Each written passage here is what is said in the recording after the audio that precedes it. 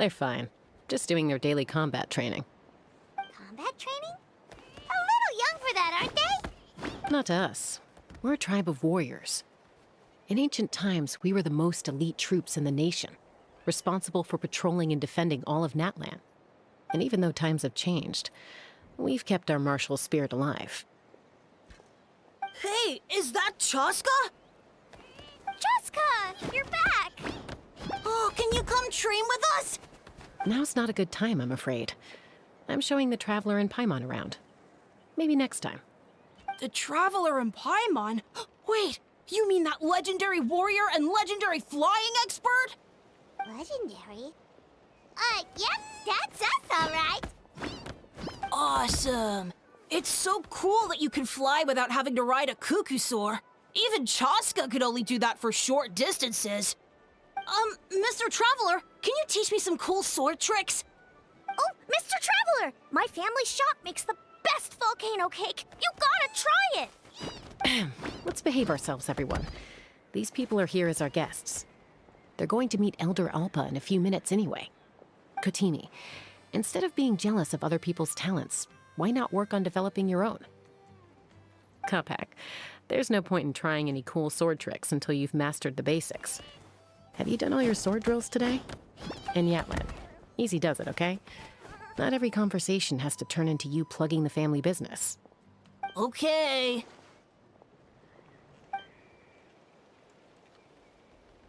Sorry about those kids. They just got overexcited when they heard your name. Hope it didn't bother you too much. This is a volcano cake that Yatlan forced into my hands. She said to think of it as an apology gift. Whoa, it smells amazing! Traveler, you want some? Well, that's good. Yatlan will be thrilled. By the way, Chaska, those kids really adore you. You're way better with them than Paimon expected. Paimon figured you'd be more... aloof, maybe? Aloof, huh? Well, to be fair, there was a period when I was like that. Around the time when I first joined the tribe. But it's a terrible attitude to have as a peacemaker. It tends to turn situations that could have had a peaceful resolution into a stalemate that can only be resolved by force.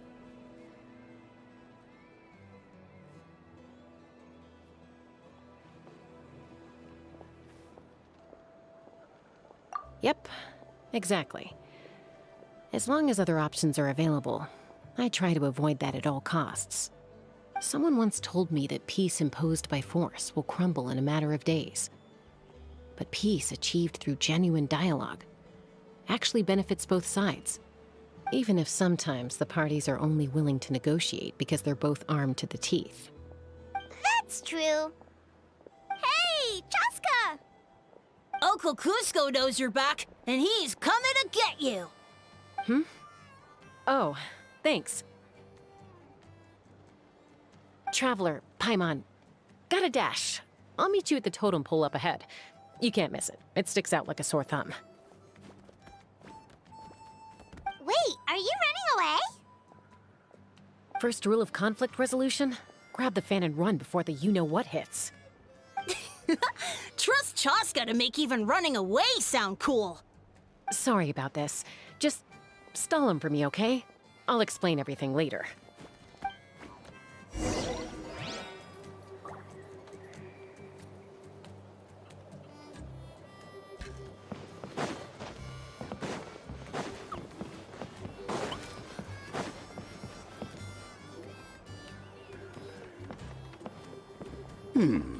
A golden-haired outlander and a white flying object. You must be the Traveler and Paimon.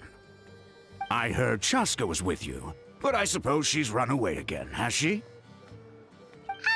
Sorry, who are you? Who am I? Only her father. She's supposed to go for a checkup every 3 months to see how her abyss condition is doing. We both agreed on it.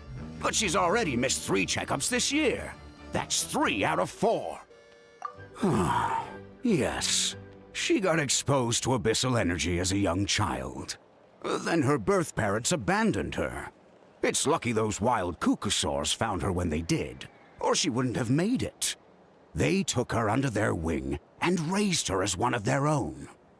Eventually, some riders out on patrol spotted her and brought her back to the tribe. But she was practically feral at that point. The moment you took your eyes off her, she'd be getting herself into a fight, or she'd run away to be with the Saurians. She seemed to prefer them to her own kind. She might as well have been a Saurian in human form. That must be the aloof period she mentioned, right?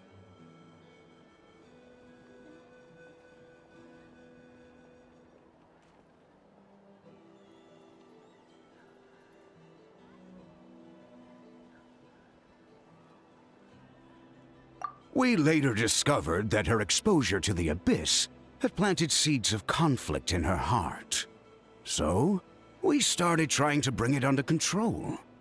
But ultimately, she's the only one who can control it. Anyway, she's much more human these days. Yeah, don't worry about her. She seems pretty stable to Paimon. She's probably only avoiding the checkups because she thinks it'll stop you guys from worrying about her. Yes, I'm well aware of that. She knows she needs to be careful. If her condition ever took a turn for the worse, she wouldn't be brushing it aside like this.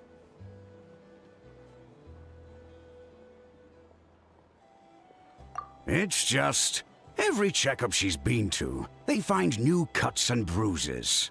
Nothing to do with the Abyss, of course. Oh no, that's all fine. The problem with her is, she's her own worst enemy. She's been living dangerously again. I'm sure of it. That's why she's avoiding the checkups. She wants to hide it from us.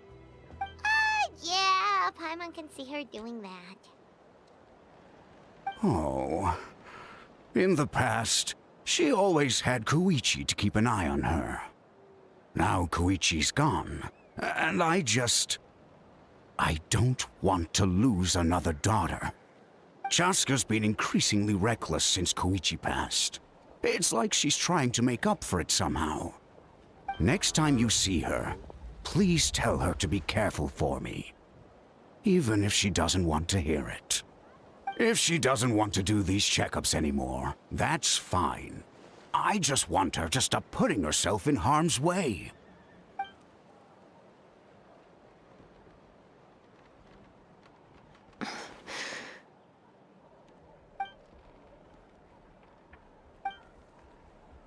Whoa, where did the time go? We should be back up with Chaska before it gets any later.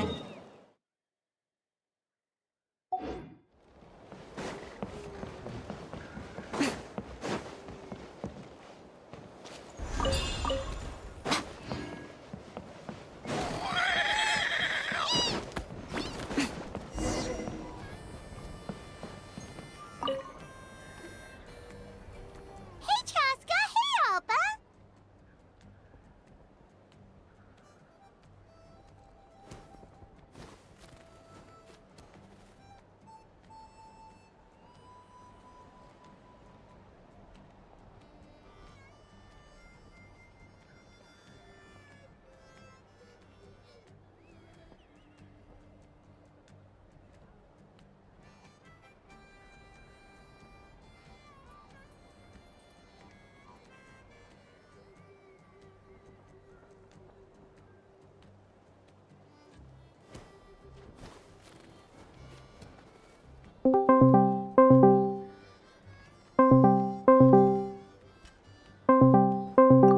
It's all right.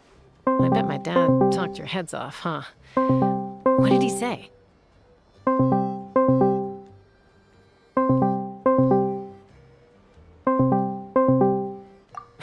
I was sometimes a little impulsive back then. That's putting it mildly. The memories.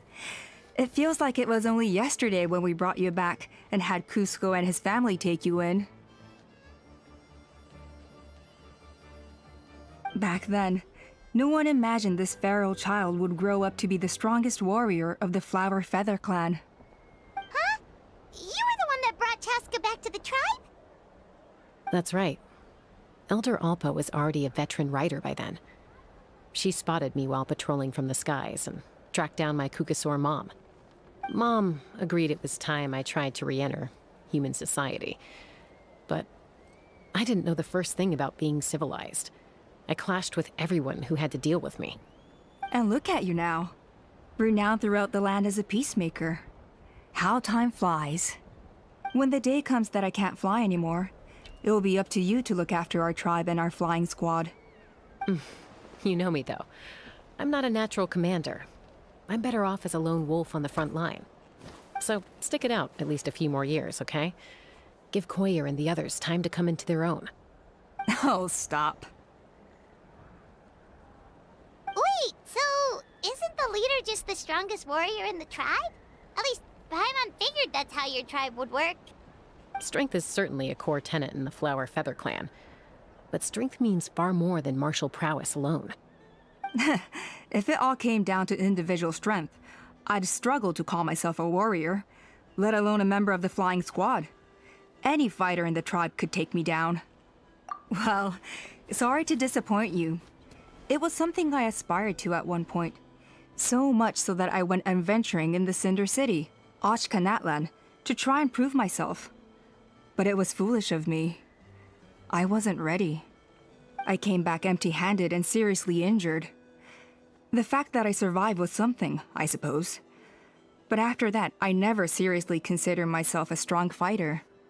And yet, you still managed to become the leader of the flying squad, thanks to your experience and determination. All while battling those old injuries. Don't you think that's a display of strength in its own right? Let's shelve this discussion for now. Traveler, Paimon, there are some simple refreshments on the table. Please help yourselves. Yes! Paimon was waiting for that part!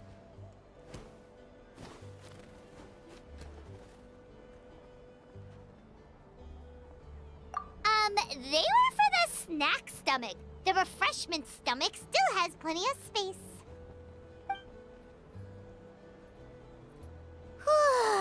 Paimon is so full. Well, if you're enjoying our hospitality, feel free to stay with us as long as you like. Elder Alpa? There's,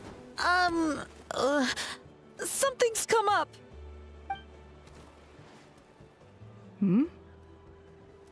What happened? Is it serious? Shall I deal with it? It's... Some merchants showed up, not from our tribe. They said they're here to discuss some potential collaboration with us. Why now? This is terrible timing. There are a few wingless that we haven't managed to reach yet, and we still haven't inspected the retrial arena. Let me handle the other errands while you meet with the merchants. You shouldn't be trying to do everything at your age. You should help too. Seems only fair after all that food we ate. Huh. Well, much obliged. Cheska, the remaining wingless are all people you know. Let's see. Pishika now manages the floating target balloons. Waska's probably still addicted to eyes on the feathered prize, and Junon spends her days up on the flying platform, staring at the Cinder City. I'll leave you to tell them the news.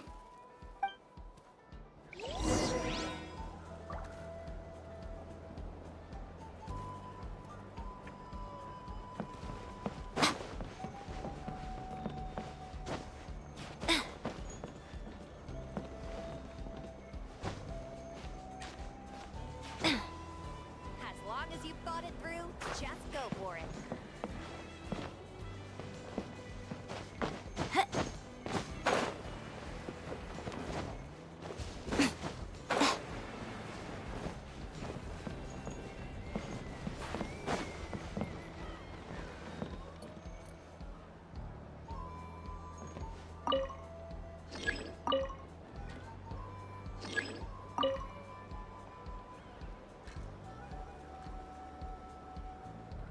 As long as you've thought it through, just go for it. Are you sure you don't want to reconsider, Pashika? I appreciate it, boss. But honestly, I'm pretty happy with my life nowadays. Pashika, they're redoing the flying trials. Huh? Mutona? Ah, did Alpa send you? I was just telling Pashika the news, actually. The way things are with the tribe these days? I mean, you don't need me to tell you. This here is no future for a seasoned warrior like you. Ah, come on, boss. Do you have any idea how long it's been? I've been wingless for years now. I'm not cut out for that anymore. Of course, I'll do my part if we ever need to defend the tribe. But there's really no point in me trying out for the flying squad now. I've already made my peace with it. Not everyone has what it takes to return to the sky after going wingless. Elder Alpa's perseverance is something else. And it's okay if I'm not destined for greatness. I might not have the Kukasaur's approval, but with my hot air balloons, I can still reach the skies. Handling these balloons every day, seeing how the customers react, the looks on their faces, that's enough for me. Finding something you love doing can be just as hard as passing the flying trial. It's worth holding on to. Fair enough. It's your choice. I won't force you. Oh, by the way, you should try taking a balloon ride if you've got the time. Once you've been up there for yourself, you'll see why I love it so much. No problem. If you ever want to give it a try, you know where to find me.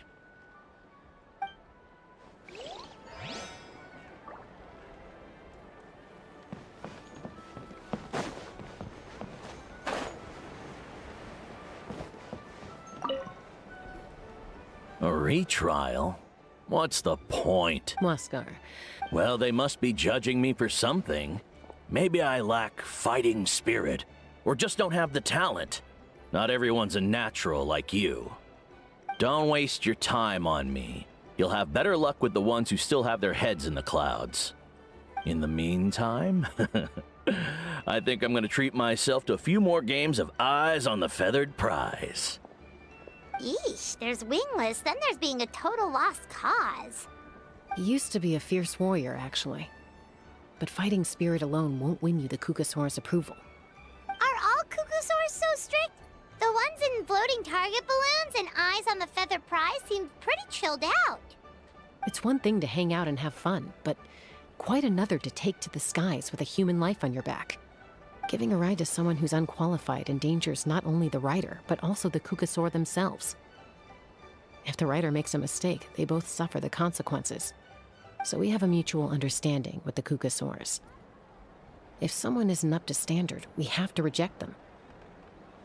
Even if it means breaking their hearts.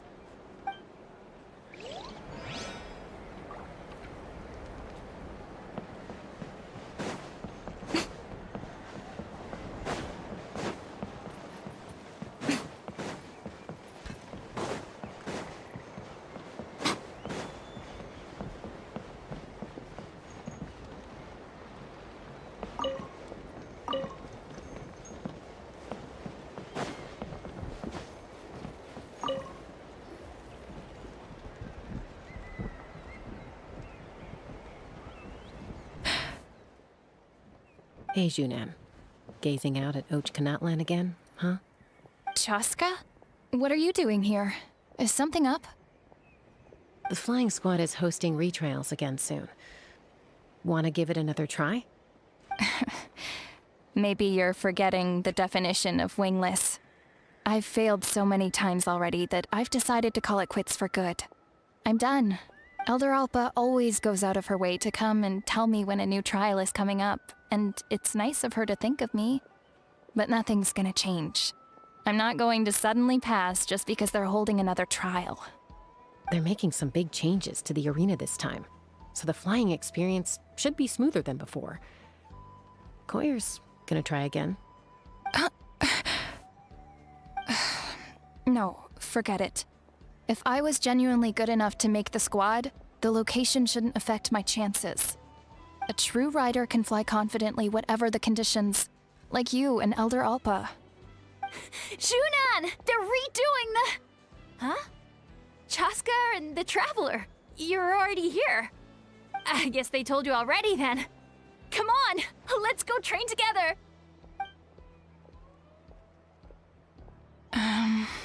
I'm gonna sit this one out. What? Why? But you've always looked up to Elder Alpa. She went wingless after her injury and spent years drifting, but even she came back and made it in the end.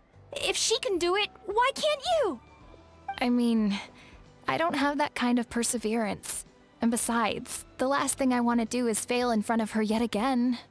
Oh, come on. You know you don't need to worry about that. All right, well, how about we just treat this as you being my mentor? Then will you train with me? I mean... Enough umming and ahhing.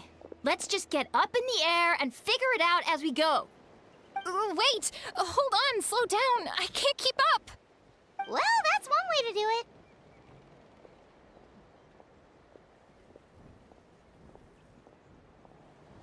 it. They've been best friends since they were kids. If anyone knows how to get Junan out of a rut, it's Koyer. You helped Koyer deal with her internal conflict, and now she's done the same for someone else. You know, people often talk about how one conflict leads to another and so on. But sometimes in life, things spiral in a good direction instead.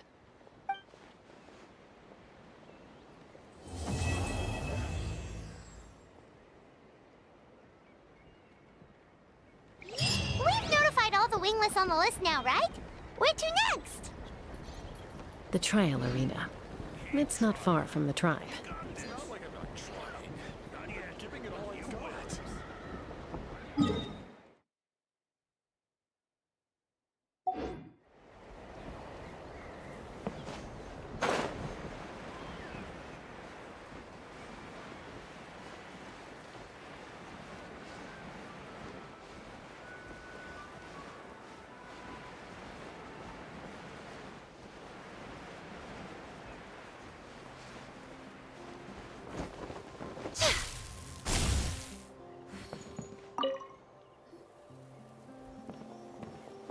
Oh, hey there, Chaska. Did Elder Alpa send you? Yeah, she's got other things. Well, the inspection revealed numerous blockages all over the trial arena. It looks like they're the result of ley line disorders caused by repeat abyss invasions. Theoretically, we just need to clear those obstacles, and the arena will fill up with gaseous phlogiston again. But that's proving difficult to achieve in practice, for all sorts of reasons. Why don't you head on down and check things out for yourself? Feel free to ask the staff for more details.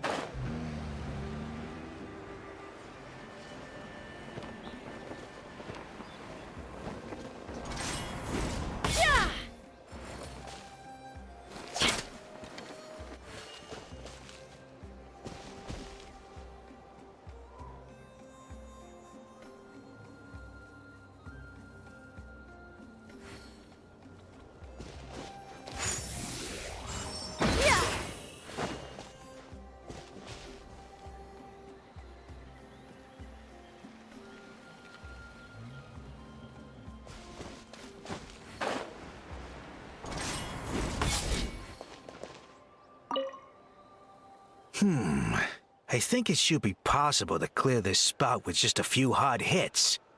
But there are signs of strange life in here. Meddling with it might be dangerous.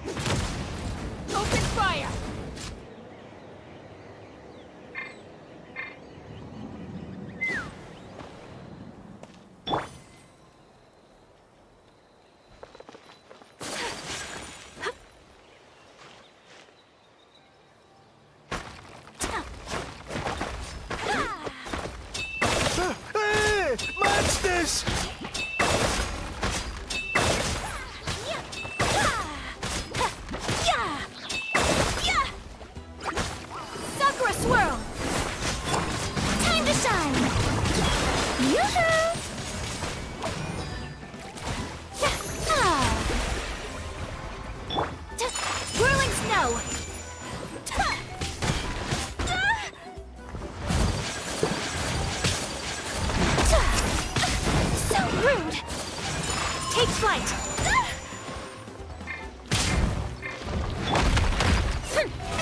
How brilliant!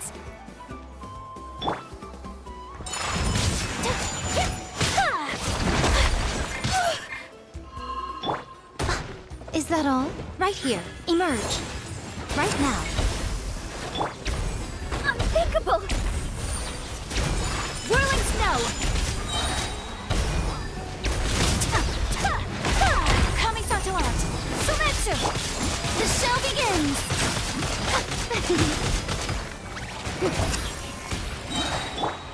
Right here. Emerge.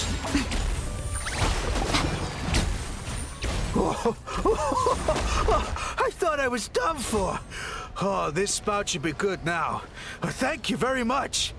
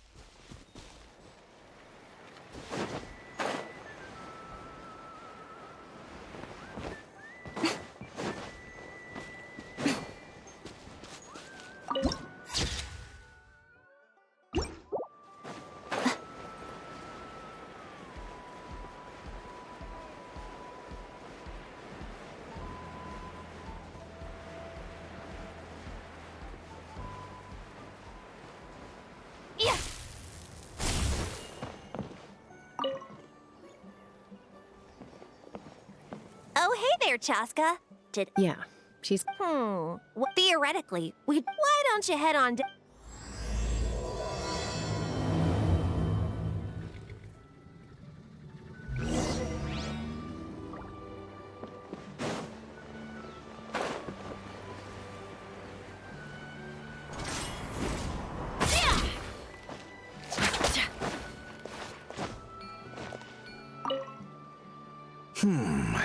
But,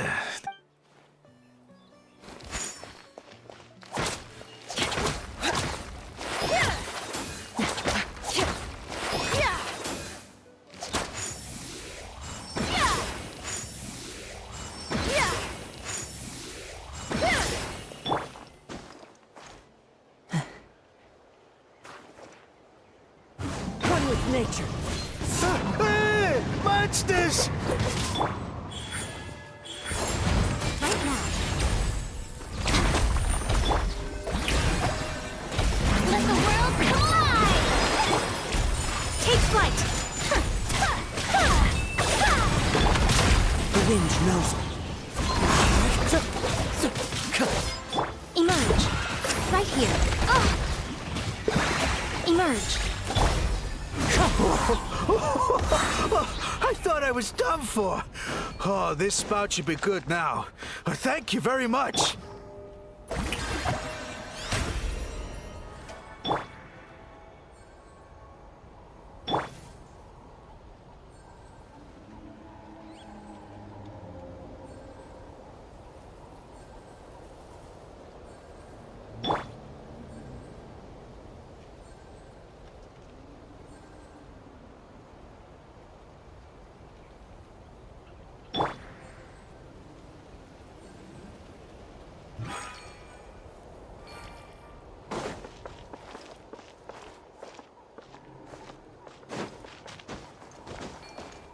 Time to go.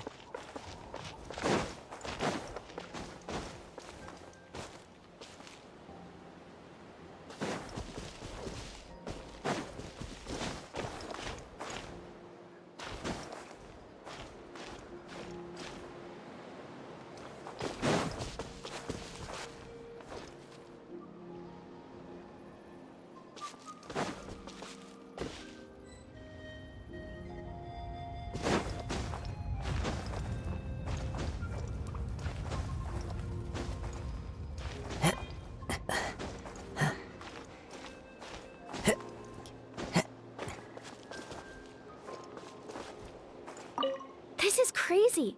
I put all of my strength into it, but it just won't break. Maybe Inkanak was right after all. If a stable structure is formed inside the solid phlogiston, I'll need to hit all the weak spots at the same time to break it. But how am I supposed to do that?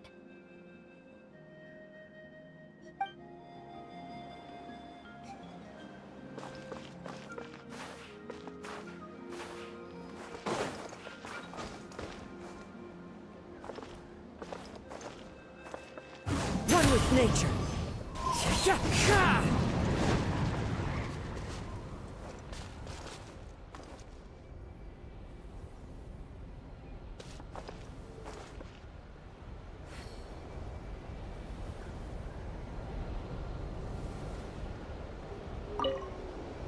Ah, so that's how you do it.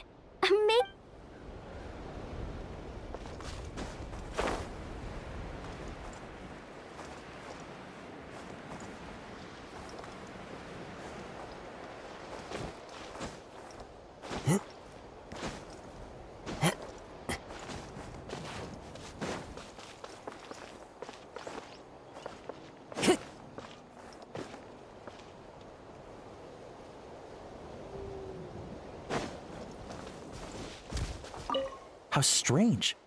Why is there so much solid phlogiston here? Well, could be from the Children of Echoes. Maybe it got swept up here due to the ley line disturbances? And I did see those strange markings on the cliff.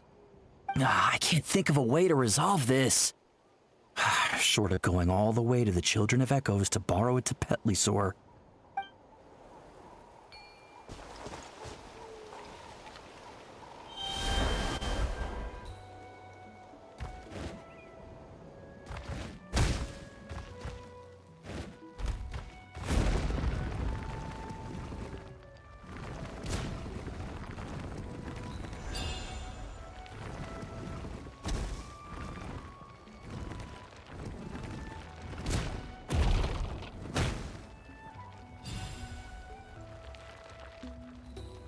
How strange. Why is there so much... Well, could be from... I can't think...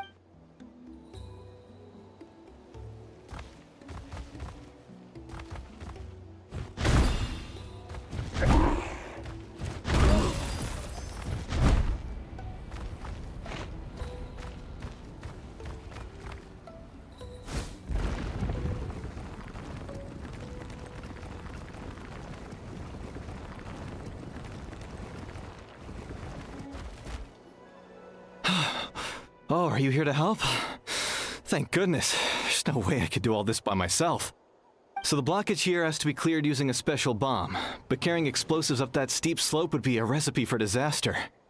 If I dropped it or slipped and fell, I'd be blown to bits in an instant. So, my plan was to transport the bomb to the other side, then send it over in a hot air balloon. All I need now is for someone else to strike the balloon at the right moment, dropping the payload right on top of the spout, and problem solved. What do you think? Simple enough, right?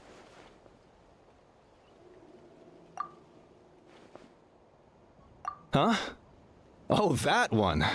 No, I've got no idea who that belongs to. Or how they got it up so high. I just wish I could fly up there and check out what kind of tech they're using. Ah, well. Getting the trial arena back in order is more important. I'll head over and set up now.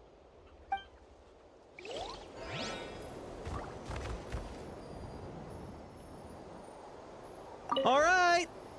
Get ready!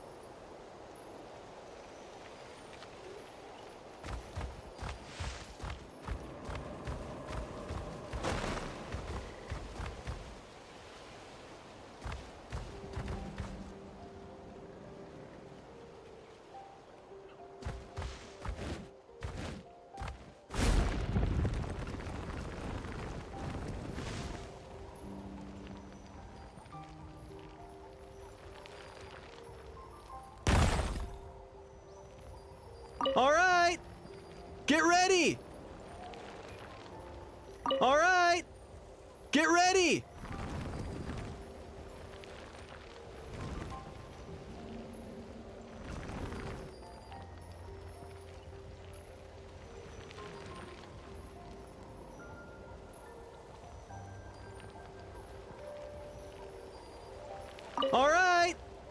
Get ready!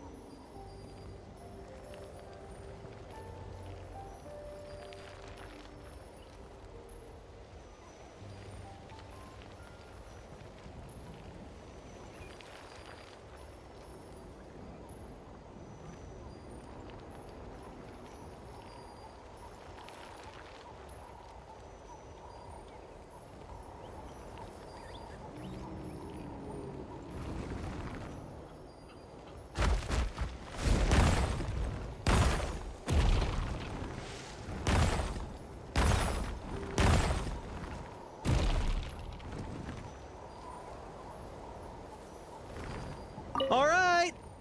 Get ready!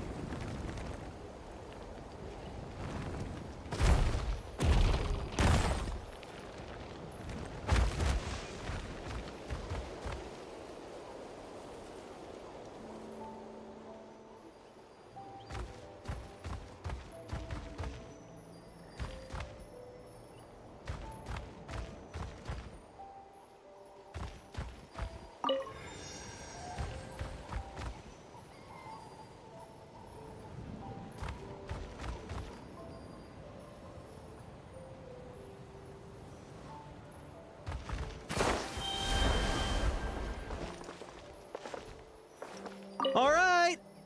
Get ready!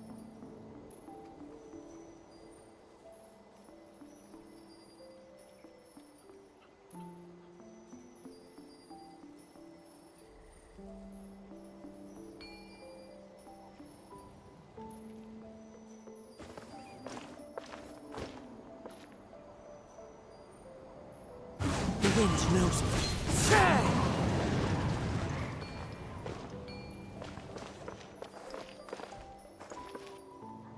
All right! Get ready!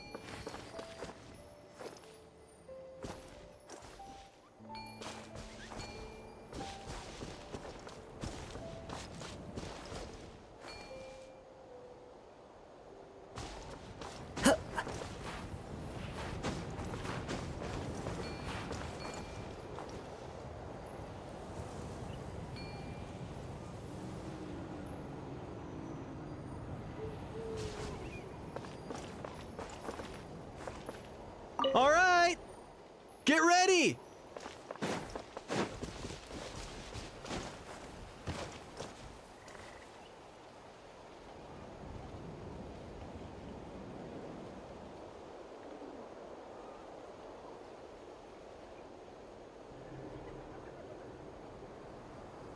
There are leaves around, and I know just the tune to accompany them, if you wish to hear it.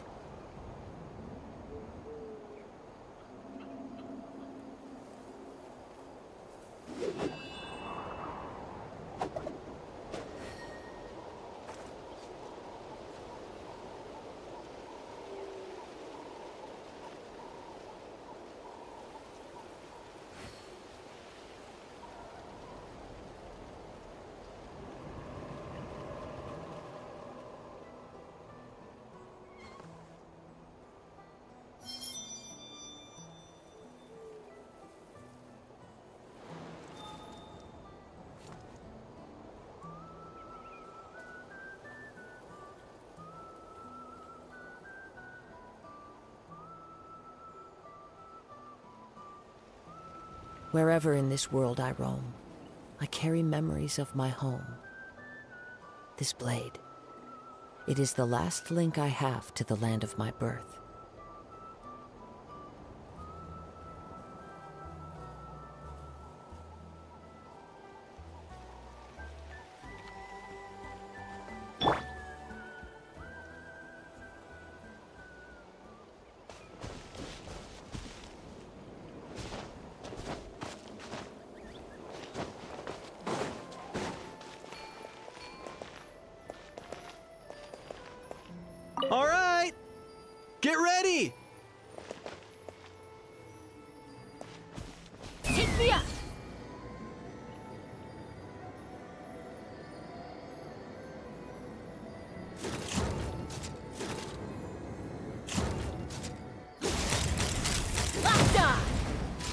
The gaseous phlogiston is being replenished. Looks like all the spouts have been unblocked. Let's head back up.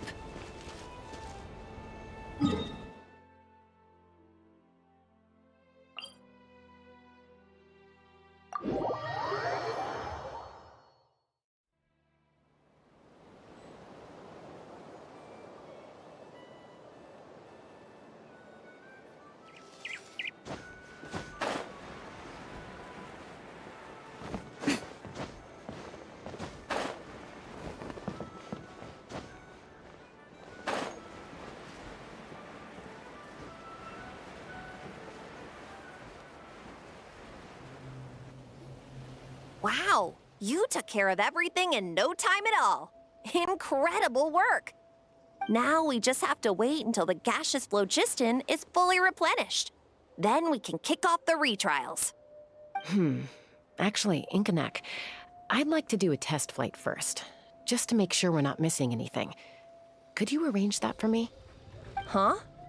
But you only just finished getting the arena ready. There could still be other hazards we're unaware of. All the more reason to have me test it out.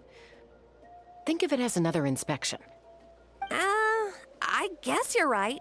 With your flying skills, you won't be in any serious danger, even if there are hazards we overlooked.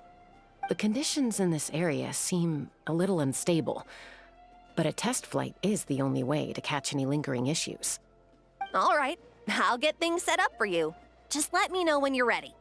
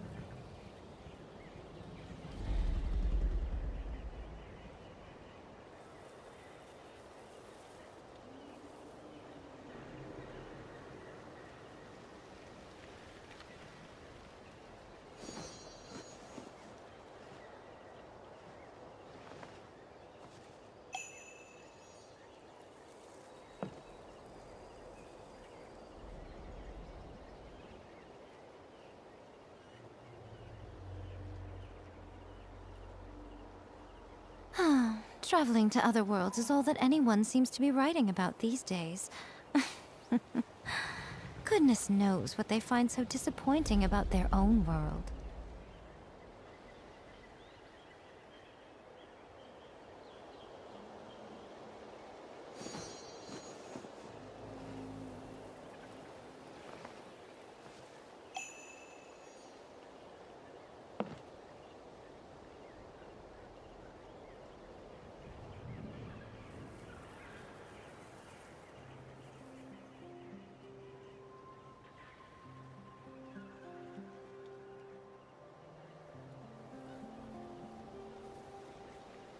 Most humans could have the entirety of their fleeting lives cropped. Are you ready? This should be a piece of... All right.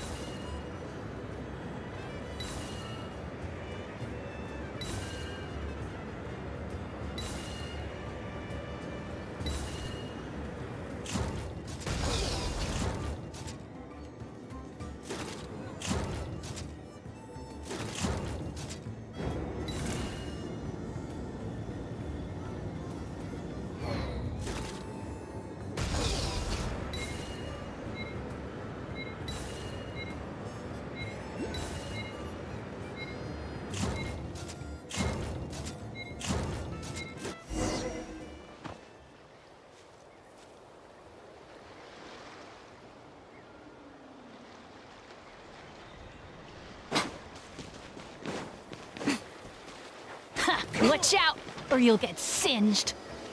It's raining fire! Right here, right now. Emerge.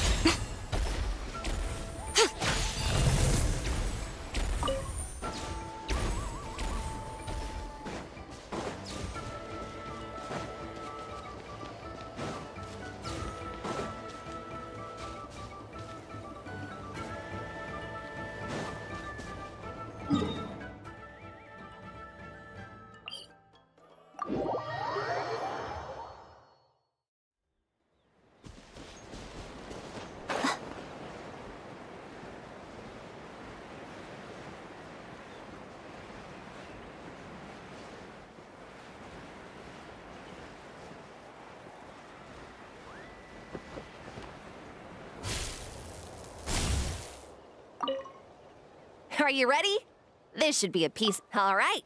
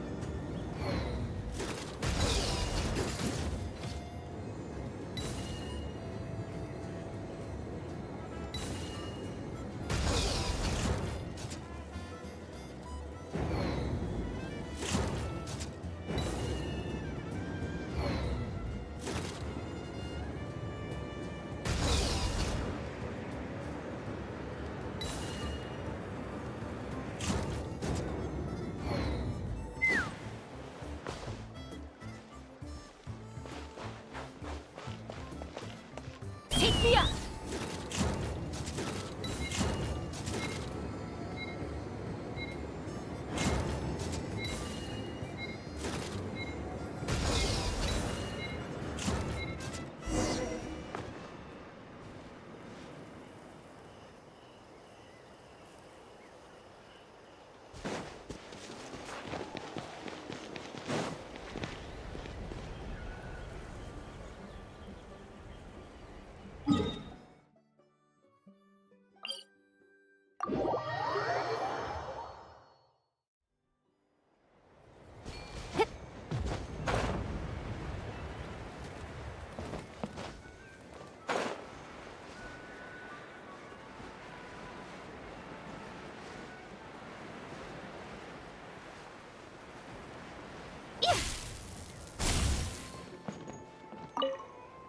Are you ready? This should be a piece of cake for... All right, then spread your wings and fly.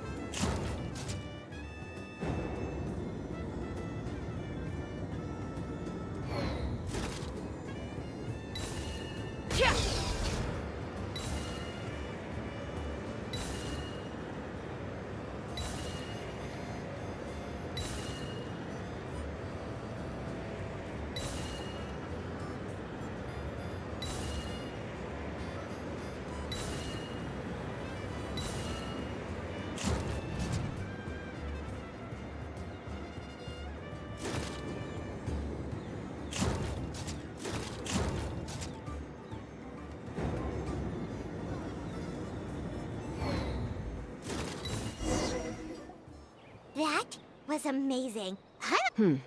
No, nothing major. Help! Help me! You're from the Flower Feather clan, right? Please, come quick. You've got to help us. Catch your breath first. What's the situation? We got attacked by a Kukusaur. My friends are still stranded in the middle of the road with the goods we were transporting. Please, I'm begging you, save them. Huh? Are Kukusaurs really that aggressive? Do they usually attack groups of people unprovoked? Not in my experience, but there are exceptions to every rule. Let's go check it out.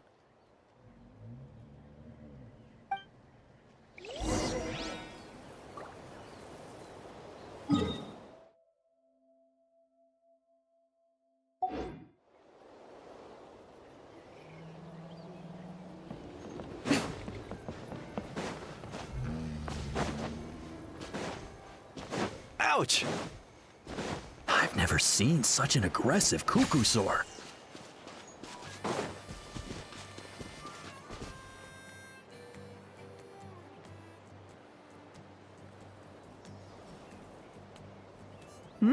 Chaska? Traveler? Elder Alpa? Already flew away. So why do you think it... No. These merchants are even transporting food. Ah! Thank goodness! The phlogiston wings are intact! Phlogiston wings. Thank you so much for coming to our rescue. These phlogiston wings are our most prized goods. If anything happened to them, it would ruin us. Wait a minute. Are you the merchants that were looking to collaborate with us? Wormy told me about you. Yeah, that's us. I am. But Elder Alpa, what about the... Well, our guests here weren't seriously injured, and their goods are intact. Perhaps that Kukusaur was just having a bad day. There are so many of them around here. You'd expect something like this every once in a while. I don't think we need to pursue it any further. More importantly, how are the preparations for the flying trials going? Is everything in order over at the arena? Huh? Did you say flying trials? What a coincidence! Sounds like a perfect use case for our phlogiston wings. You'll be pleasantly surprised by what they can do. Oh, really? Now I'm intrigued. Well then, let's forget all about this Kukusaur attack for now. We have some serious business to discuss.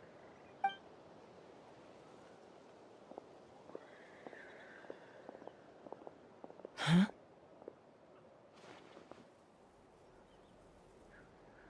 So that's it?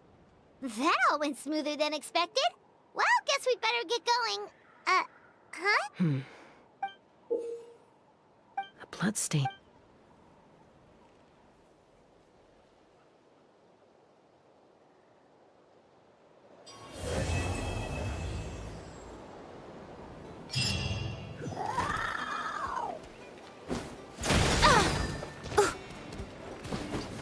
Right here. The Flower Feather clan should be about ready to hold the new flying trials by now. Let's go check it out.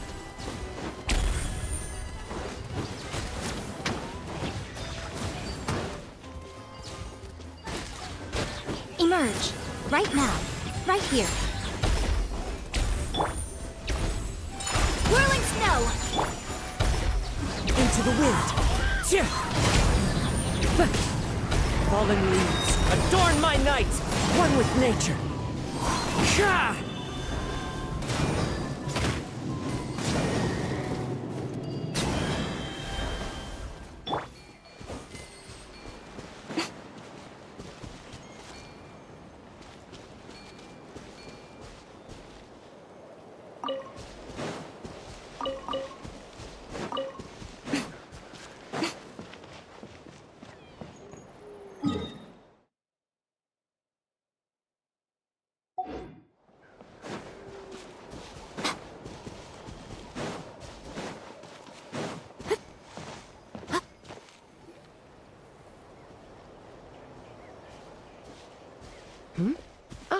Traveler and Paimon. You came. Yep, and it looks like we made it just in time. Although, can't say the same for the Kukusaurs. Bit of a low turnout, huh? Yeah, You'll see why soon enough. All right, get ready. 3, 2, 1, fly! Whoa! We're really flying! I feel light as a feather. I'm flying without a Kukasaur. These phlogiston wings are awesome!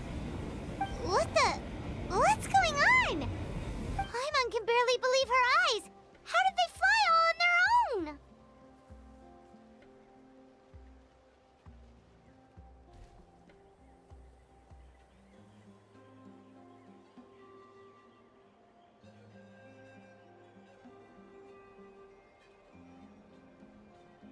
The merchants we ran into that day were selling a product called phlogiston wings.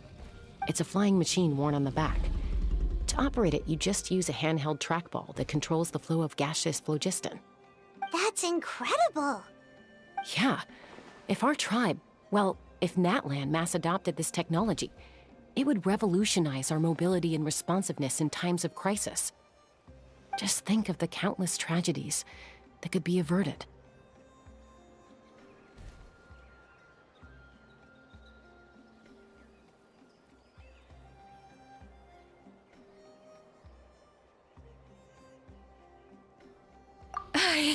I feel like I'm dreaming. Did I really just fly on my own without the help of a Kukasaur? You'd better believe it. Plus, you just passed a flying trial. Right, Elder Alpa? Elder Alpa? Should this really count as a pass if we did the trial using phlogiston wings? Why not? The scoring rubric is about flying performance. It doesn't specifically say you have to ride a Kukasaur, does it? Yeah, maybe, but I mean, even Chaska had to ride a Kukasaur in a trial, right? And the whole point of the trial is to test both your flying technique and your ability to work with a Saurian companion. Well, if we can fly by ourselves, maybe we don't need to test the ladder anymore. Chaska, Traveler, what are your thoughts on this new invention?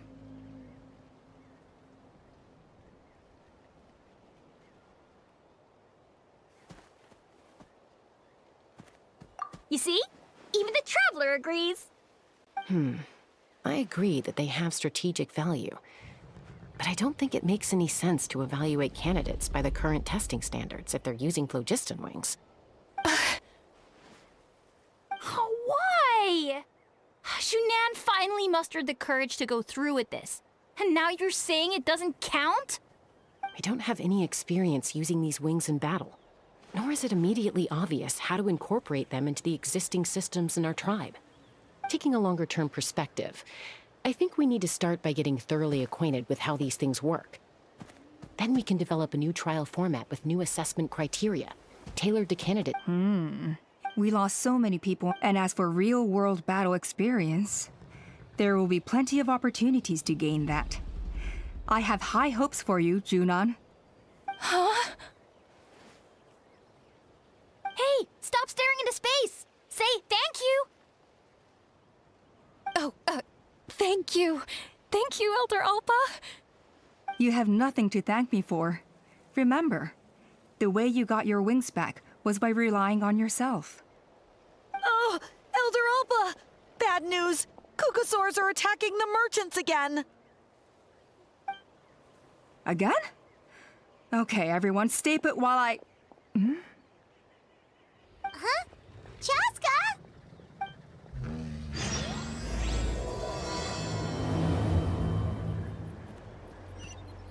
Why did Chaska rush off like that? And then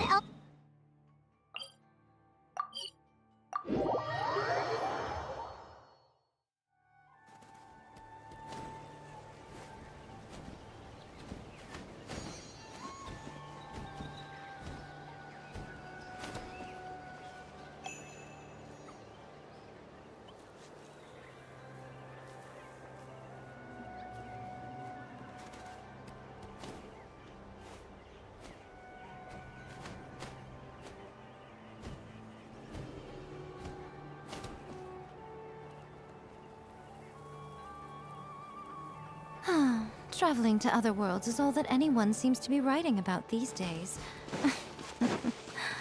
Goodness knows what they find.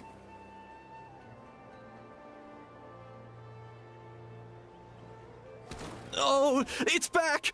It found us again! Run! Get out of here!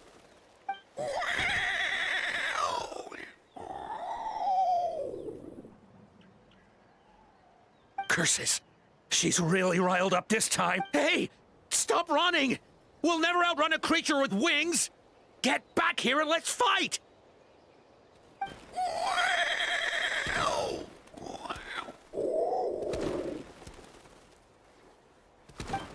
Stop! All of you! Chaska! Oh, wonderful! Quick, get rid of that thing!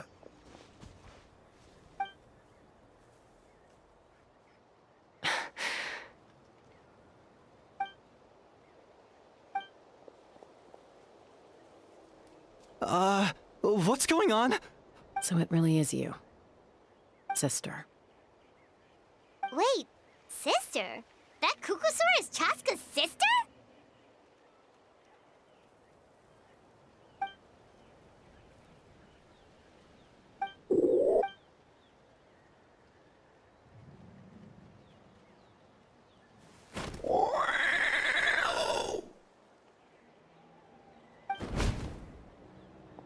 Koya, wait! Is Chaska gonna be okay? Should we go check on her?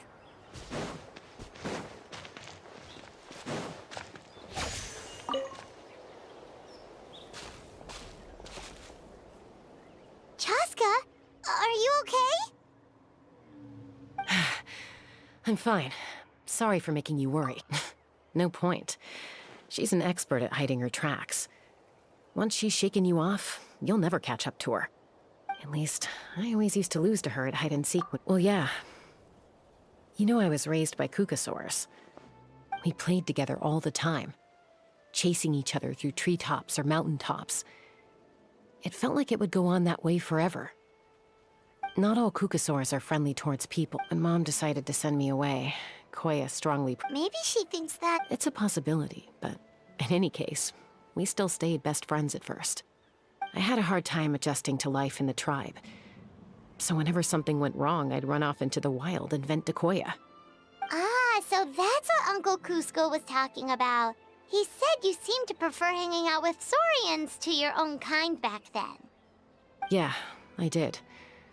But then, gradually, everything changed. With a new mom and dad, a new tribe, and Koichi, I started getting curious about these humans, and made an effort to understand their behavior. The more time I spent with them, the less I spent with Koya. And then, one day, it was Koya's turn to leave the nest. She sought me out and asked if as far as I can remember, that was the first time she ever approached a human settlement on... So, how did you answer her? Well, I wouldn't be standing here talking to you if I'd said yes.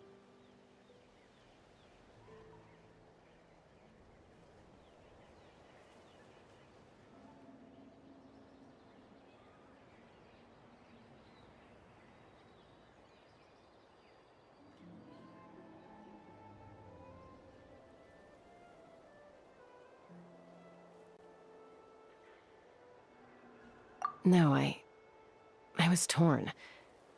On the one hand, I'd already made up my mind to embrace my new family and accept my human identity. But I also knew that Koya wasn't a fan of humans, and I didn't want to disappoint her. She took my hesitation as an answer. She saw it as a personal betrayal, threw a huge fit, and then flew off. We hadn't seen each other since, well, until today. Not for a lack of trying, though. I tried asking Mom where Koya's new nest was so I could talk things out with her. But Koya had already asked Mom not to tell me where she'd moved to. It must be hard for Mom, being stuck between her two daughters. So I didn't press the issue. And I didn't go looking for her. If things carry on like this, I need to make sure I find her before anyone else. Even if she doesn't want to see me. For now, let's bring the wounded back to the tribe and see what Mutota and Elder Alpa have in mind.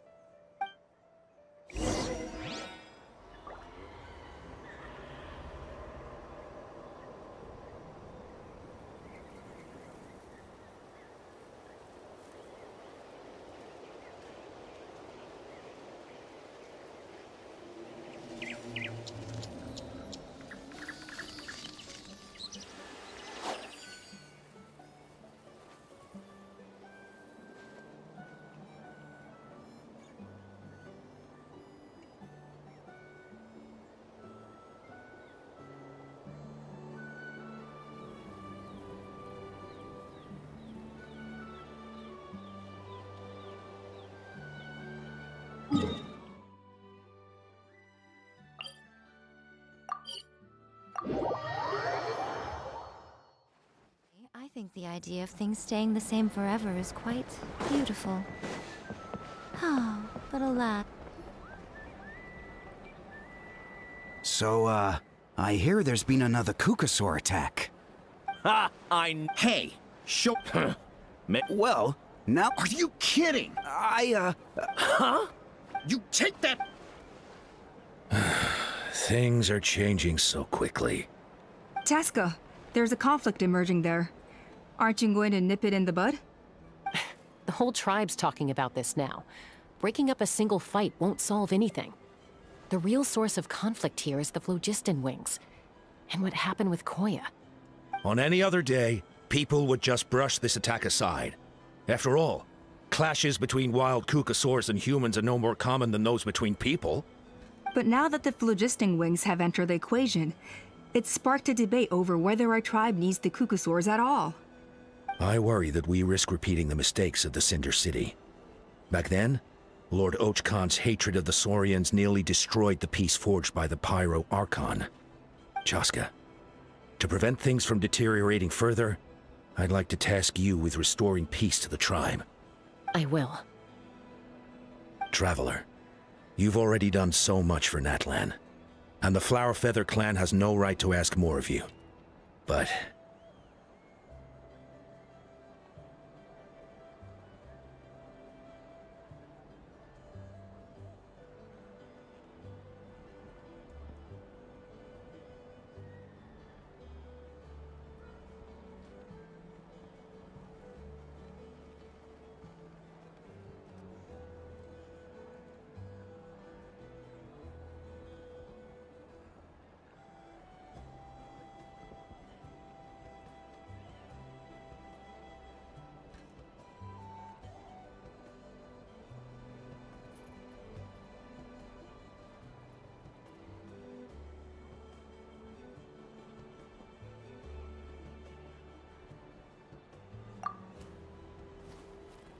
Thank you.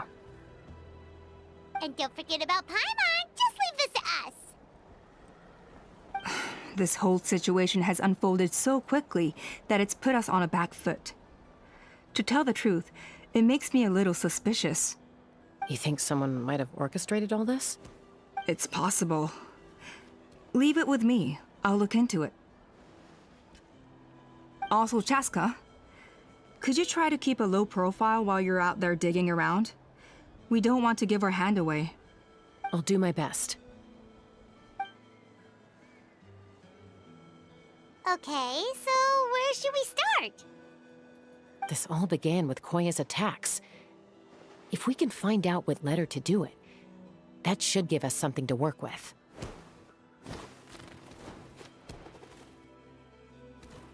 Unlikely. Given how she reacted when I showed up, I don't think she's forgiven me. If you want to resolve a conflict through dialogue, sometimes you need a third-party facilitator. Let's go see my mom.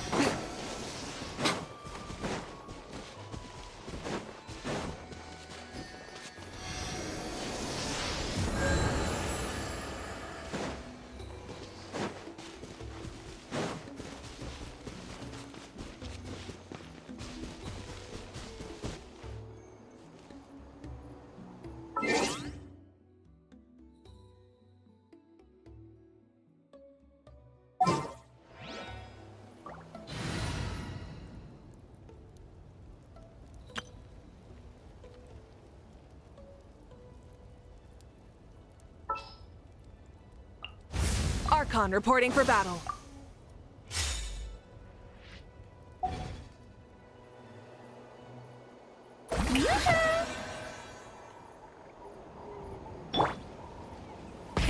Rev the engines!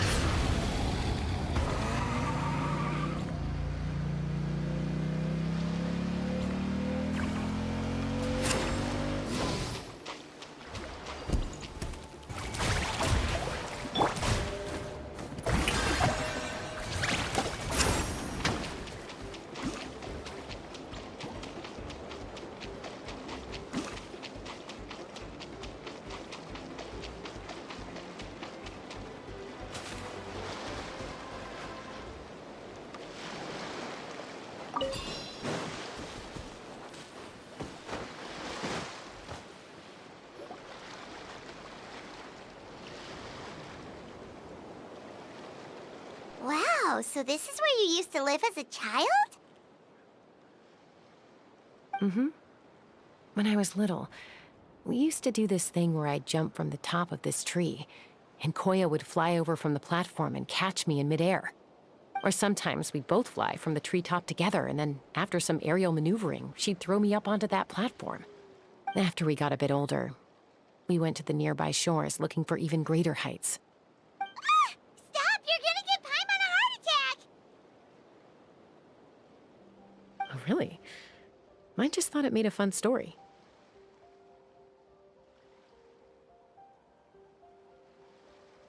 Then I'll share more with you when there's time. Anyway, back to the matter at hand.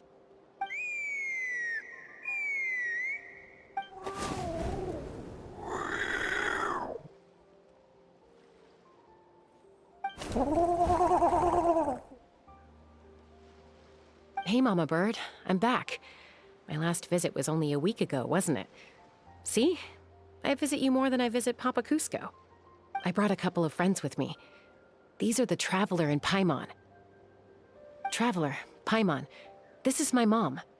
Her name is Chimpu. In the human tongue, anyway.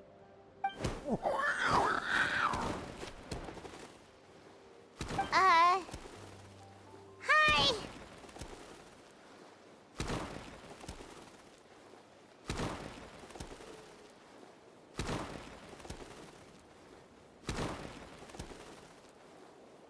No, not really.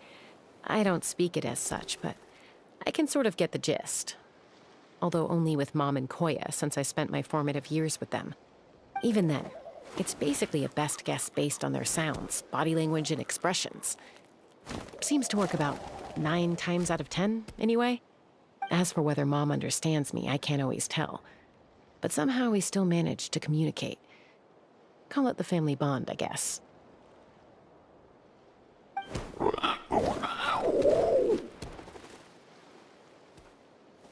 Don't worry. I'm doing well, but I think Koya might be in some trouble.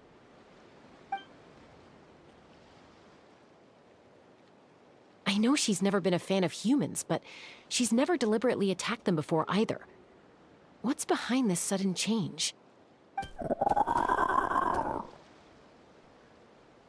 Does, Auntie Chimpu know anything? Doesn't look like it. Then, could you please tell me if this animosity... She said she'll take us there. Thank you, Mom.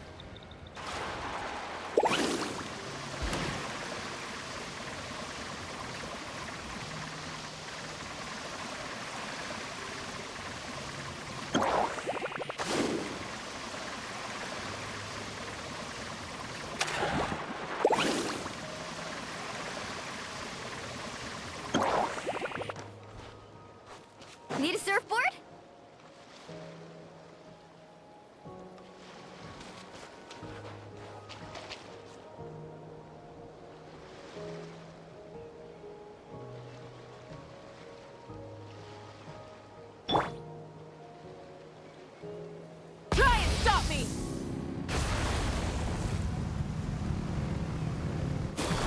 Woohoo!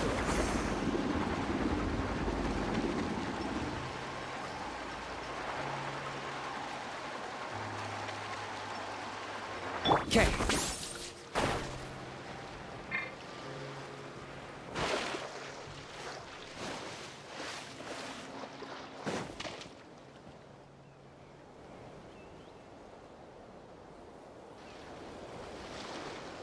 This is a really remote location. Guess she was trying to get as far away from humans as possible. We stay here? Okay, Traveler. Paimon. Mom says we should... Koya is very hostile toward humans right now.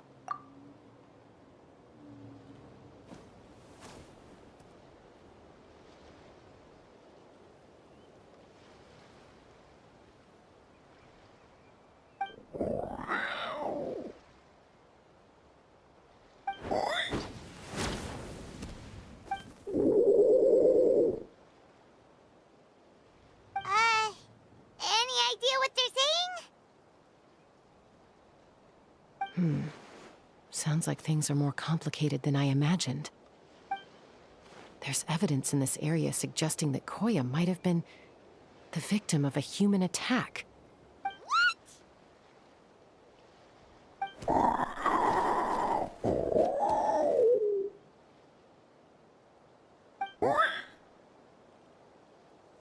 No! It's Chime, Koya's child. The attackers kidnapped her. They came over the sea, under the cover of night, and they took Chime. What the heck? Who would do such a thing? I searched day and night, and finally...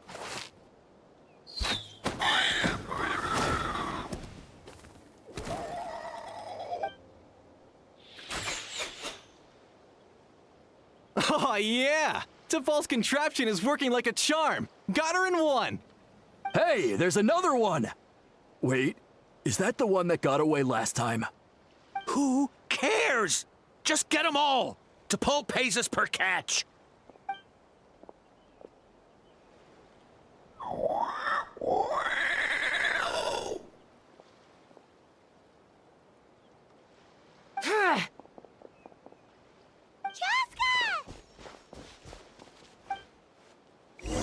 Chaska?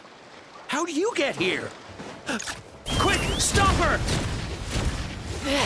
Don't you even think about running away!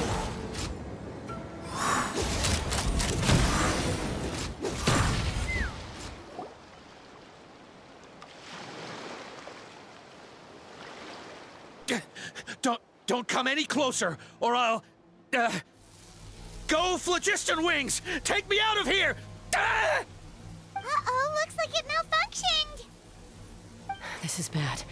Mom and Koya are... Help! Elemental energy suppresses it! Please, someone! Get back!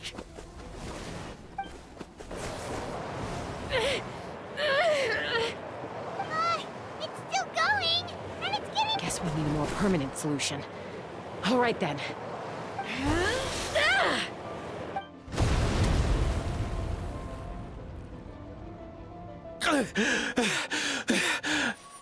That was too close. I thought I was gonna... Answer us honestly. Were you the ones who attacked Koya before? I am... No, it was...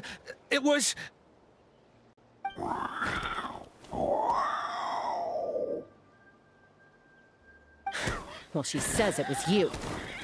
Just tell me, who sent you here? It was T'Pol. He told us to catch all the wild Kukasaurs we can find. And he also said that this Kukasaur has become a thorn in his side, so it needs dealing with urgently. T'Pol? Huh. He pretty much never communicates with us, and whenever we trade Kukasaurs for Phlogiston Wings, we deal with his henchmen. So you didn't even make those wings? All we did was slap some labels on them and transport them over here, to make them look like they're imported. To make it harder to trace their origins. I don't know, honest! Well, that's mighty convenient, huh? What about if I held a gun to your head? Would that change your answer? No need. I'm sorry. I'll tell you everything I know. T'Pol doesn't tell us much, but he always stresses that he wants them alive. So that gives us some clues. This is just a best guess, of course, but we suspect that the gaseous phlogiston stored in the trackballs is drawn directly from the Kukasaurs. What?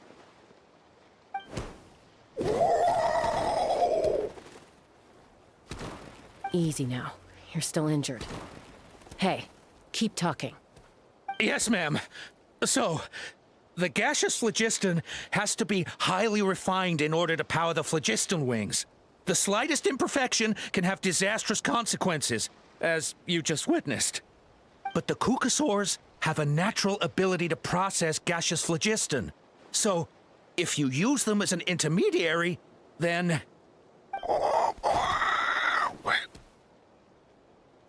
That's enough. So the Kukasaurs you took. Where are they now? T'Pol should have them. But no one knows where he's based, apart from him and his henchmen. We've tried looking for it ourselves, even followed them a few times.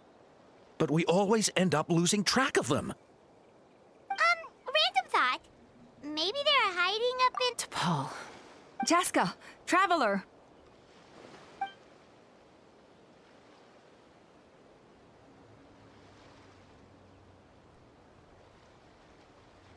That voice! It's Alpa!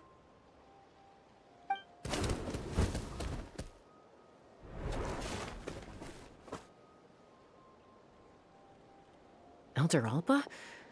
What brings you all the way out here? Well, I was patrolling nearby when I heard the sound.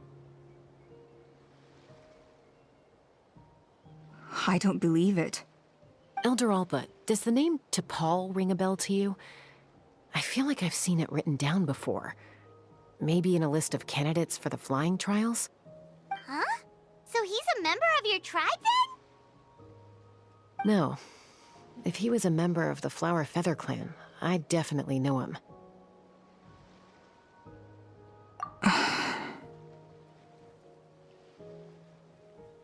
Now that you mention it, I do remember a young man from outside our tribe who came to participate in our flying trials once.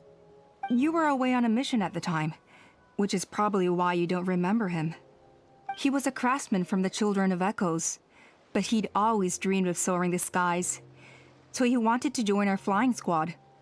The Children of Echoes? That's rare. But despite his best efforts, he unfortunately failed to pass the trial and gain the Kukasaur's approval. In the end, he went wingless and returned dejected to the Children of Echoes. Wingless, huh? Maybe he invented the phlogiston wings to get revenge on the Kukasaurs. Perhaps. Or maybe it's simply his way of dealing with his regrets over his past flying endeavors. Either way, it doesn't excuse his abuse of the Kukasaurs. I'm gonna take these guys back and expose the truth to the tribe. It's time for this conflict to end. Easy, Chaska. Remember what I said about keeping a low profile? The ringleader still hasn't shown himself, and this man's allegation about powering the phlogiston wings with Kukasaurs is only speculation. Bringing these men to the tribe now won't win over any current supporters of the phlogiston wings. In fact, it may even escalate the conflict further. After all, many are mistrustful of the Kukasaurs after recent events. Is that why T'Pol waited until now to try to capture my sister? I don't know. I mean, he did tell us to spread negative rumors about the Kukasaurs and slip some Mora to anyone opposed to them, but... But Koya only attacked humans because they stole her child! Nevertheless, we will be hard-pressed to change people's minds while emotions are running high. Unless we have irrefutable evidence.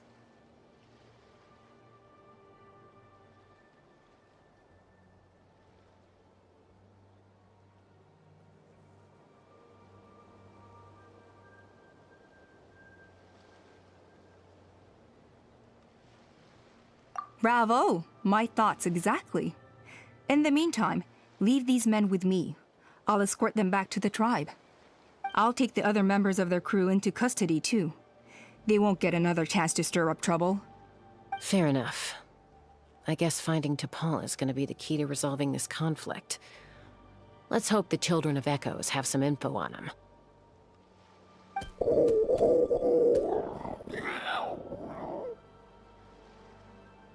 Sorry, whatever it is, it'll have to wait till this is all blown over. I have to fix this situation before it spirals out of control.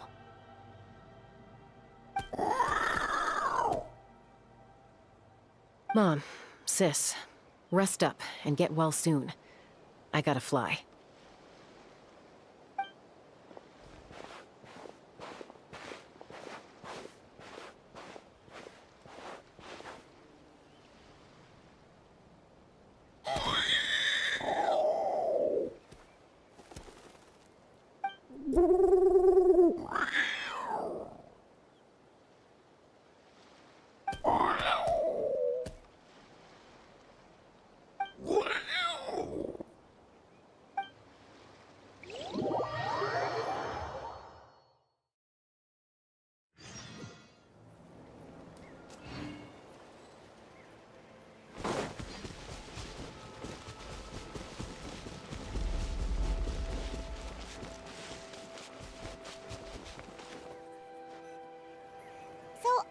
Says that T'Pol's from the Children of Echoes.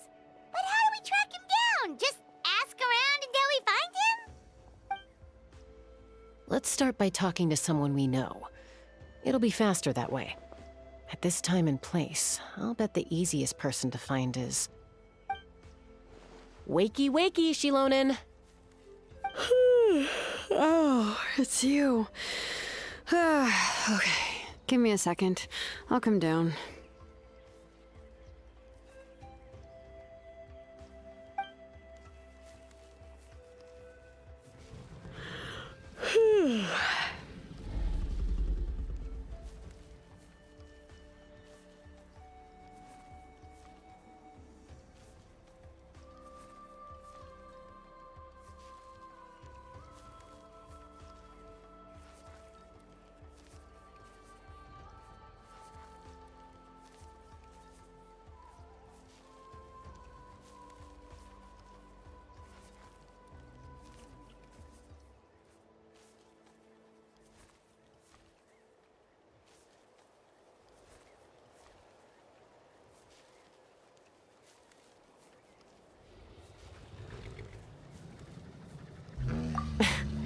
I claim. Well, we're not all. I'm sorry, Shilonen. Huh.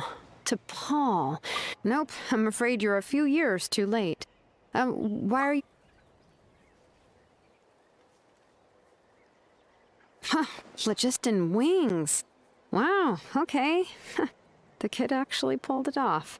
Well, looks like, no more rest for me today. Pulled it off? You mean he's tried making something like this before?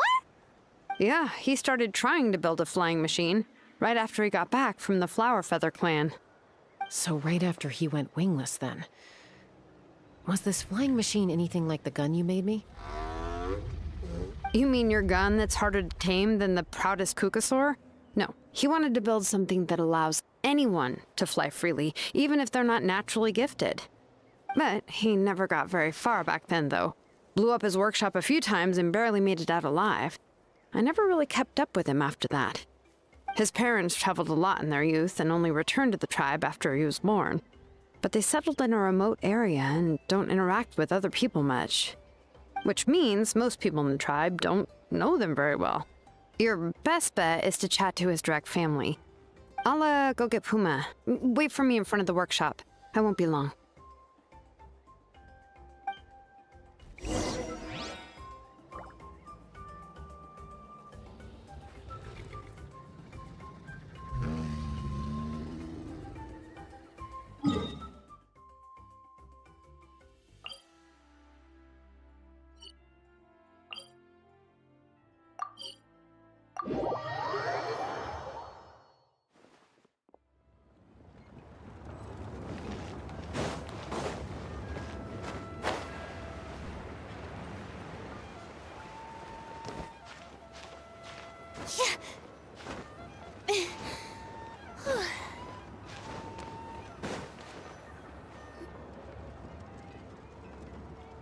I'm back. Allow me to introduce T'Pol's mother, Puma. Hello, we're... Oh, save the pleasantries. I don't want to spend any longer talking about that boy than I have to. Huh? I disowned him long ago. He is no child of mine. All he cared about was his pipe dream of reaching the sky. Oh, we tried to talk sense into him, but he was obsessed. And then when he left us, he spouted some nonsense about building a workshop in the sky to avoid the constant criticism of us ground dwellers. He left his notebook behind. Whatever questions you have, you can look for them in there. I am done talking about him. He's no son of mine. He never called me Mom anyhow.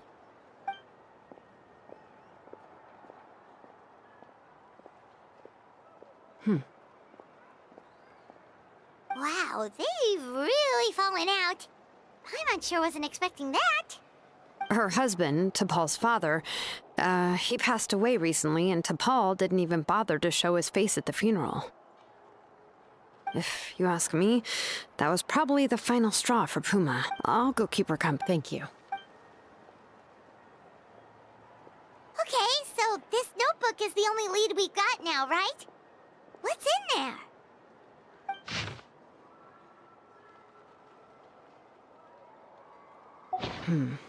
Some early designs for the phlogiston wings, and some theorizing about an airborne workshop. Ochkanatlan, the Cinder City. Looks like that's where he got his technological inspiration from. So, was he serious about the workshop in the sky? But that's such a big project for one person. Do we think he actually pulled it off?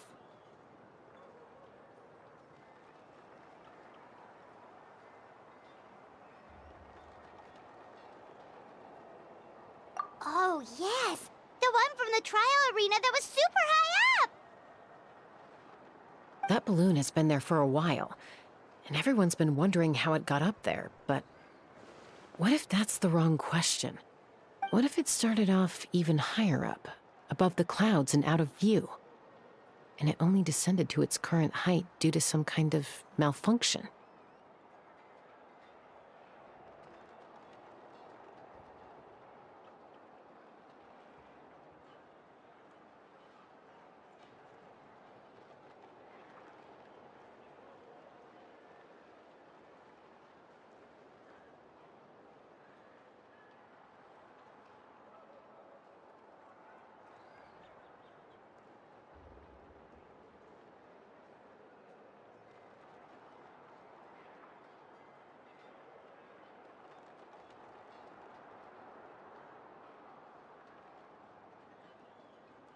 Part of T'Pol's workshop?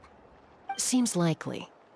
If T'Pol's base had been hiding above the clouds this whole time, that would definitely explain why Isidore couldn't find it. Paimon totally called it! But how do we get up there? Chaska, can you even fly that high? By myself? Possibly. But with a passenger, no chance. I doubt even phlogiston wings could take you up that high. At least, not without that relic T'Pol mentioned in his notebook. Yeah, and he's probably holding on to it. We'll have to find another way.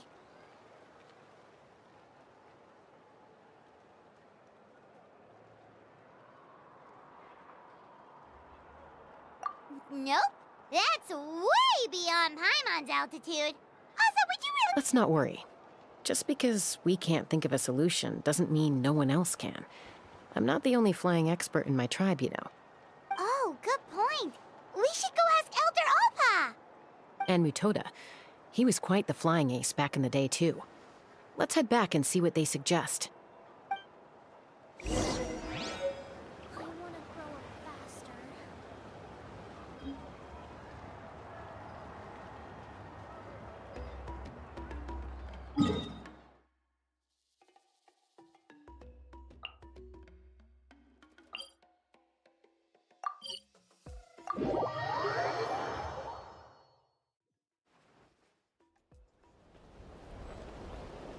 Do Tea parties are a must for the well-mannered.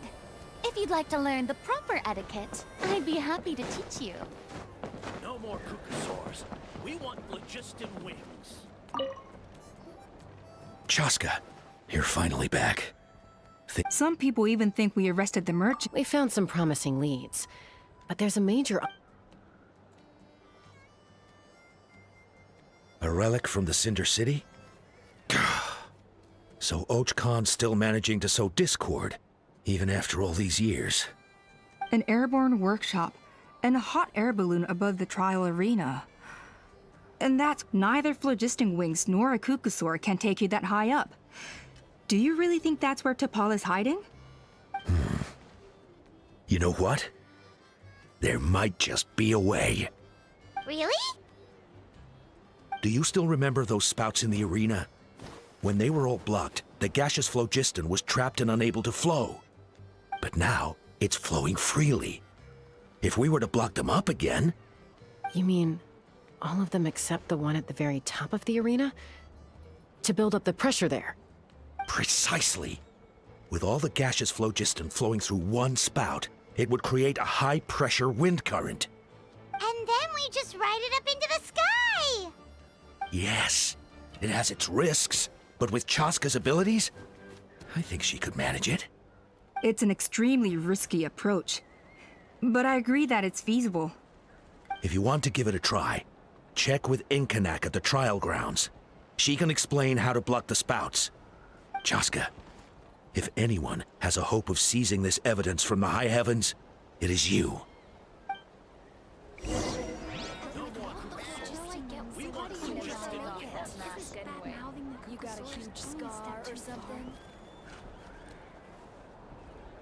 If you're so tough, why don't you take off my mask and see for yourself?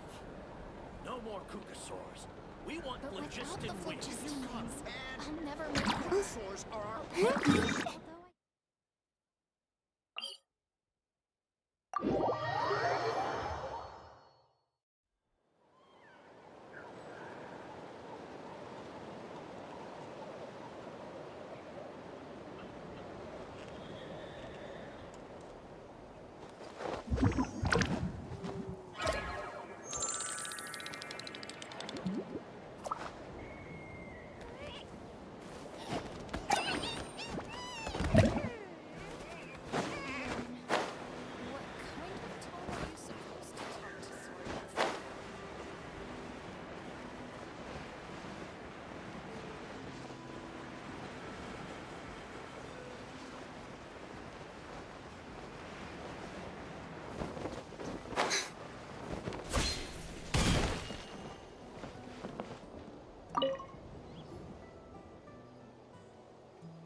Goodness me, that it... Maybe so.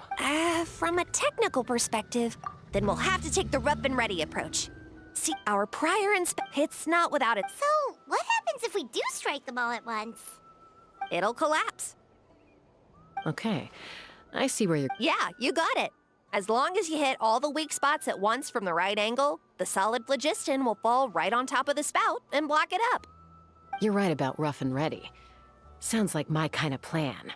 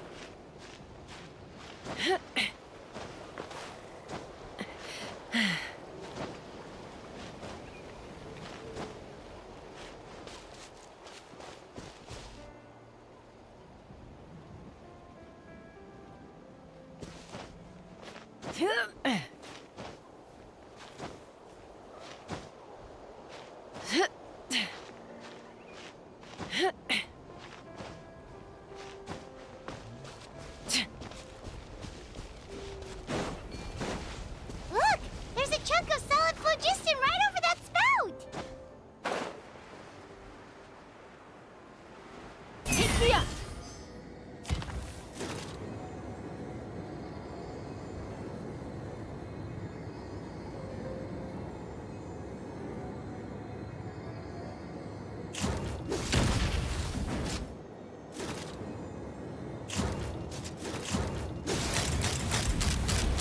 Open fire!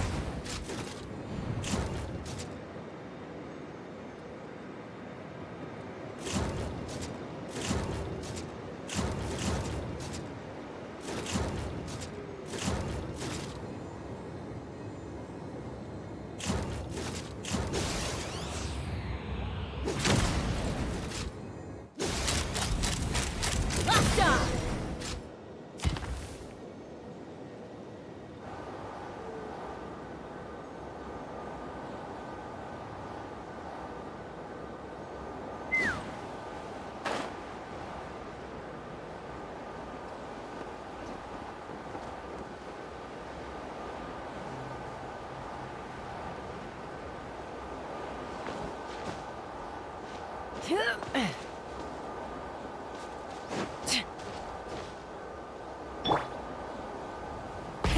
Rev the engines!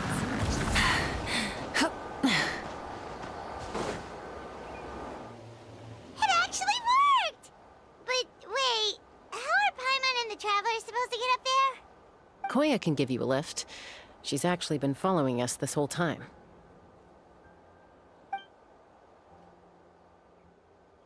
Wow, Paimon didn't notice at all. Well, probably because she didn't want to get too close to humans. Or maybe just me. But right now, we need her power.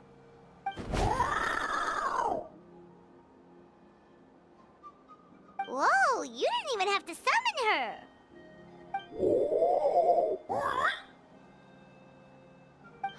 Yes, up there. That's probably where Chime is.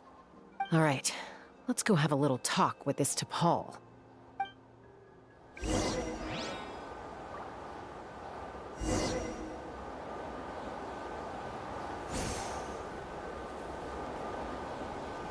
Let's fly!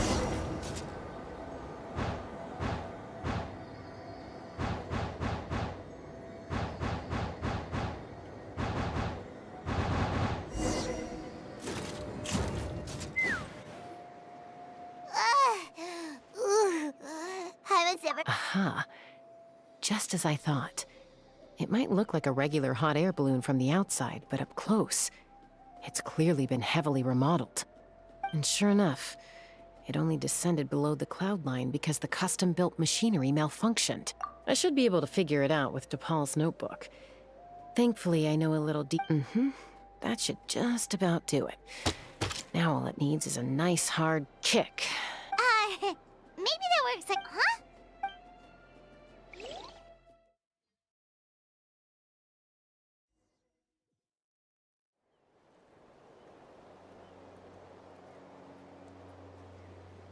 Here it is! The workshop in the sky! Oh, you gotta see it to believe it. Makes you wonder why T'Pol even bothers with phlogiston wings when he has tech like this. Well, according to the notebook, the platform beneath us runs on components from the Cinder City. Those can't be mass-produced. Also, I have some doubts about its mobility after seeing how it moved just now. For someone like T'Pol who dreams of flying freely, this definitely doesn't cut it. But if he's got that relic, he should be able to make a set of prototype wings for himself, right? Why bother making a whole flying workshop so he can mass-produce them? But this doesn't add up. If he's already achieved the power of flight, then he must have bigger dreams we don't know about. But what? With any luck, we'll find the answers in his workshop.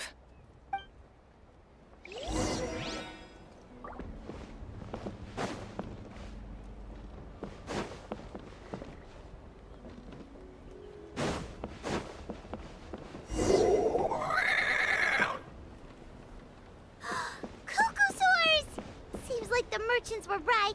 T'Pol's using them for his own ends. I'll bet that mechanism on top of the cage opens the door. Let me give it a try.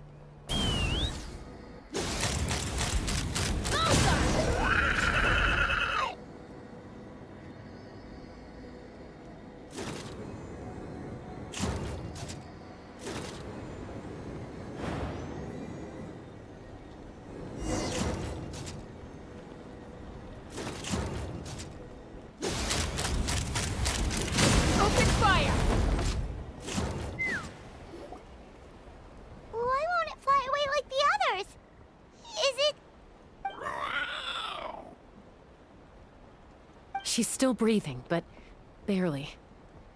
By the looks of it, DePaul was using these cages to extract phlogiston from the Kukasaurs. Once a Kukasaur is drained of phlogiston, it becomes too weak to move. We'll have to come back for these ones after dealing... Let me see. Looks like a record of his phlogiston research. Log number 330. With the support of... I was finally able to launch the airborne workshop.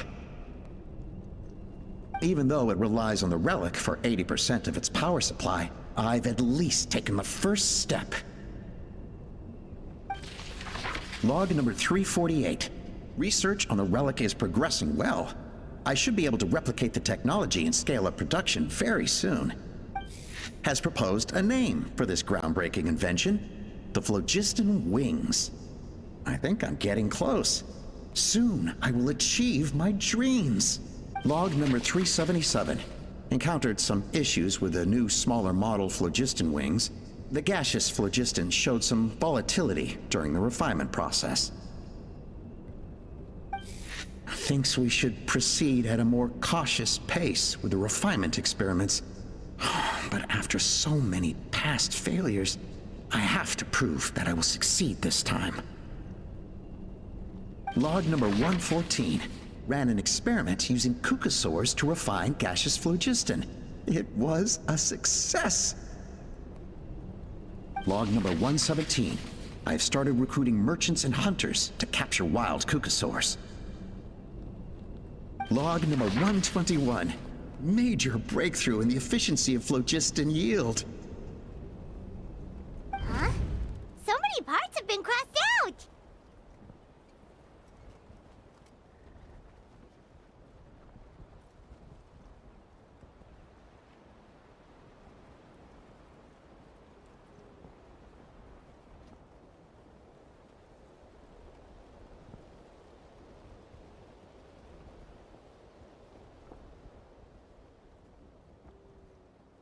Yeah, probably the contact he alluded to in his other notebook.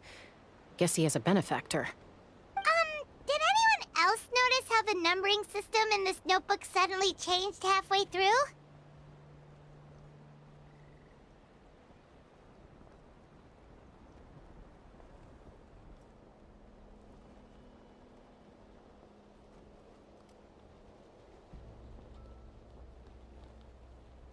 We haven't got time for textual analysis.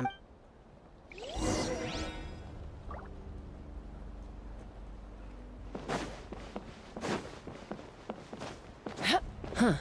Never seen one of these before. Looks like this was built with the Cinder City components, too. You're not thinking of giving it a nice hard kick, are you?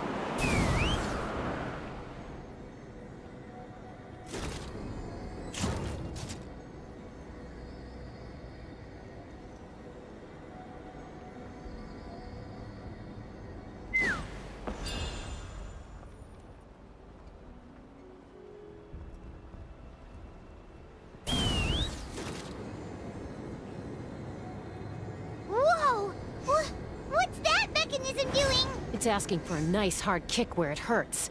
Aim for the weak spot.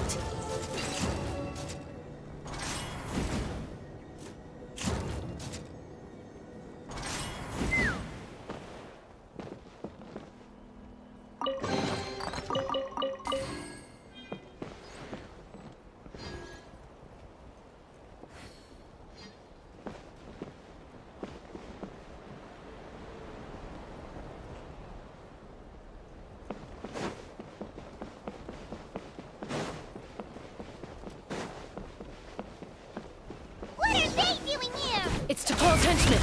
He must have brought them here using the relic in his prototype wings. Watch out!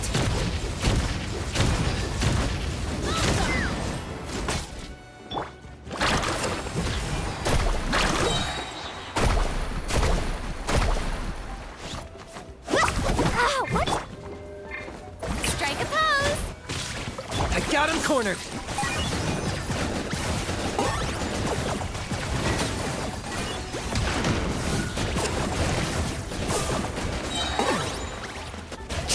Rocket acquired! My mistake! Too easily that for the Lord of the Night! Let's ride! Your soul in salad shreds!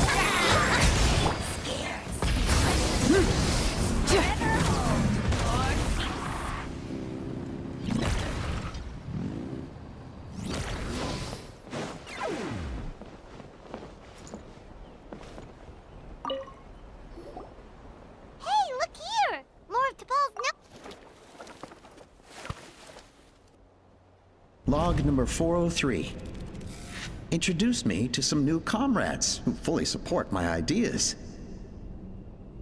I told them that some Saurians are blessed with wings, and some people with natural gifts, while the less fortunate among us can only look on longingly as they seize the skies.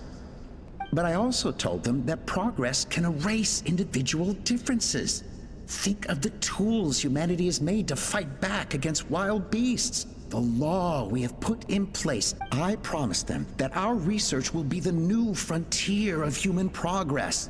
With our phlogiston wings, the power of flight will no longer be for a select few to enjoy. Imagine a world where the skies are for all to share. I only hope that when we finally achieve this goal, we'll be proud of me. Imagine a world where the skies are for all to share. Yes, what a wonderful world that would be. If only it were possible. We could respond faster. And so many tragedies could be prevented. But T'Pol, what about the Saurians you're draining dry of phlogiston? You're not sharing the sky, you're stealing it! Bad move. I won't let you get away with it.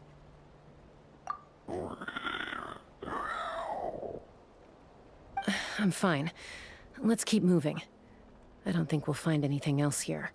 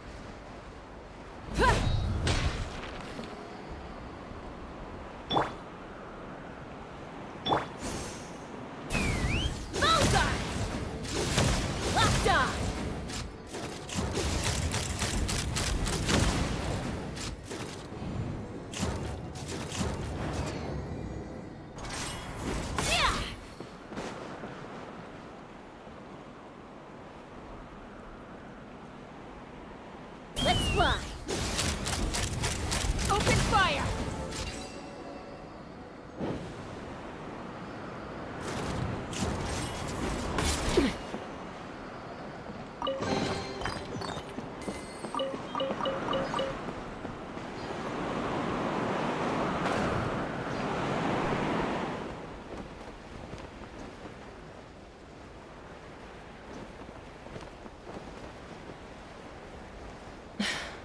I can't believe he captured so many Kukasaurs. But right now, we have to focus on solving this problem at the source.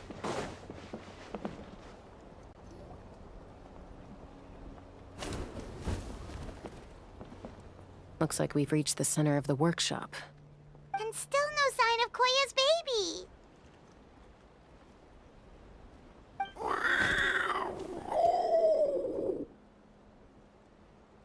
Let's search this area for now.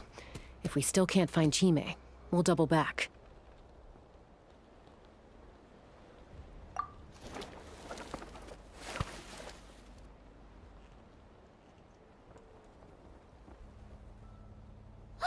Chaska, Traveler, come quick! What is it? Did you find Chime? Not yet, but look!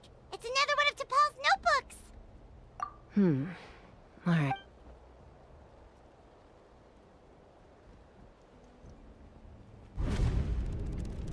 Log number 428. We decided to restart the experiments on phlogiston refinement, but without telling. This is the final obstacle to the success of the Phlogiston Wings project. We cannot fall at the last hurdle. Log number 436. Earlier today, suggested using Kukasaurs as an intermediary to extract refined phlogiston. It's certainly feasible, but... Anyway, as long as our secret experiment succeeds, I'm sure won't bring it up again. Log number 443. We will conduct the experiment tomorrow. Birthday is coming up, so hopefully we'll have a birthday surprise for her. Log number 444. Huh? Why is this log empty? I guess whoever wrote down the log number was prevented from... Log number 0. We lost many comrades in the accident. Among them are friends, lovers, and children. But we cannot stop now. We will keep their legacy alive and carry their dreams forward. As of today, we are scrapping the artificial refinement method. Instead, we will focus all our efforts on phlogiston extraction from live Kukasaurs. They are arrogant beasts whose existence in the wild serves no one but themselves. Their true worth lies in their sacrifice for the sake of human progress. To facilitate our operations, we will gradually move the airborne workshop closer to the Flower Feather clan, even as we continue to expand it.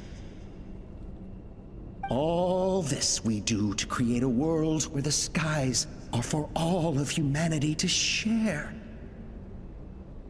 All this we do to make T'Pol's dream a reality. Given the way this is written, not to mention the fact that the numbering has... There's also a letter tucked in the end of the notebook. It's from Puma.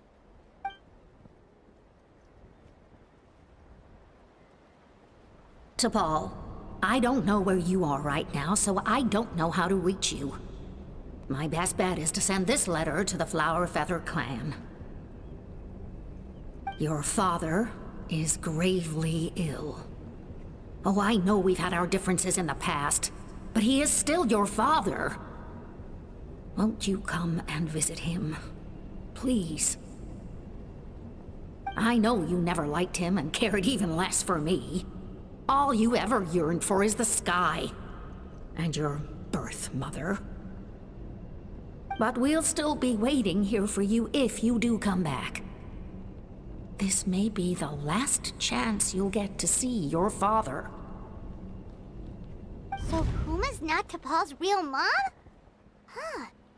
Well, she did say he never called her mom, but Paimon assumed she was just venting. We know that T'Pol's father passed away quite recently, and this letter looks recent. By contrast, the writing in this notebook is old and faded. It looks like the real reason T'Pol didn't attend his father's funeral is because he'd long since passed away himself.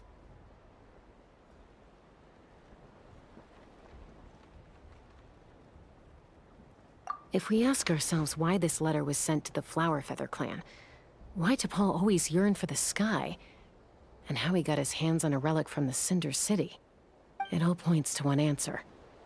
That's right. T'Pol was my child. He was born during my days as a wingless wanderer. His birth gave me new hope.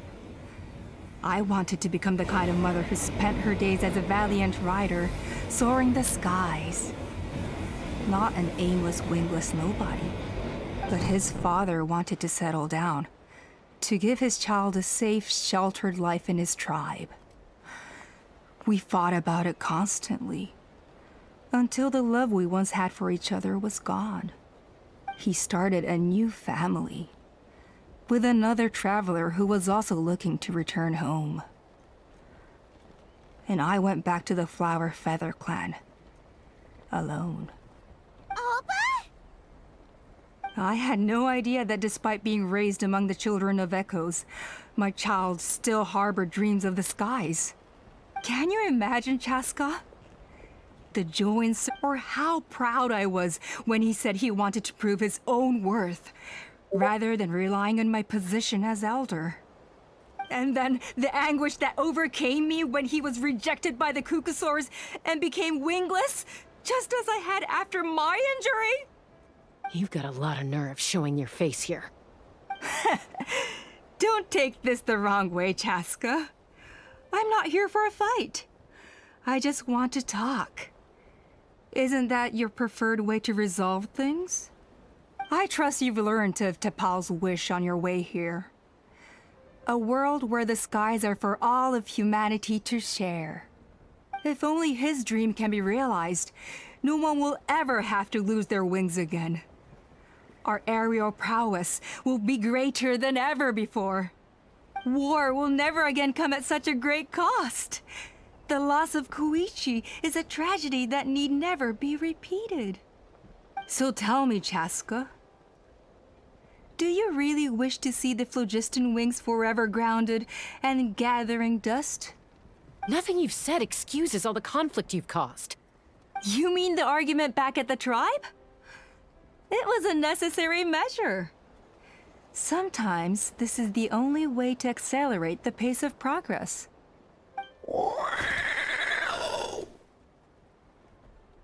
Is a mother harming her children when she coaxes them into swallowing a bitter pill?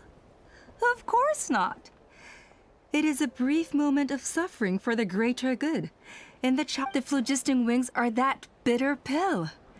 We will never progress as a tribe if we cling to the scraps the Kukusaurs offer us. Once the people have embraced the phlogiston wings, they will never look back. Even if they learn how the refined phlogiston is sourced. They will convince themselves that the sacrifice of a few Kukusaurs is a small price to pay for our dominion over the skies. But this I had not anticipated. I barely had the chance to introduce the phlogiston wings to the tribe before you found this place. Your plan was hardly foolproof. Yet, it can still be salvaged. Chaska, traveler, you are the hope of humanity. I'm sure you have your doubts about my methods, but know that my love for humanity and for Natlan is genuine. You know me, Chaska. And you know that I've always treated everyone in the Flowerfeather clan as my own children, as fellow humans. Surely you can understand my perspective.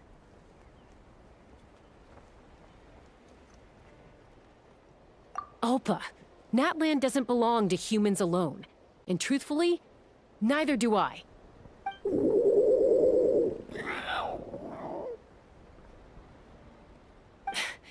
How many times has the Abyss invaded Natlan now? And yet despite how much stronger it is than us, Natlan still stands as a nation of humans and Saurians.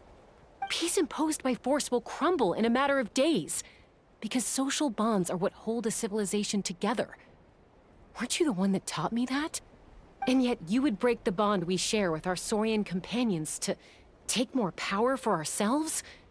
That's as stupid as hacking your own arm off to use it as a club.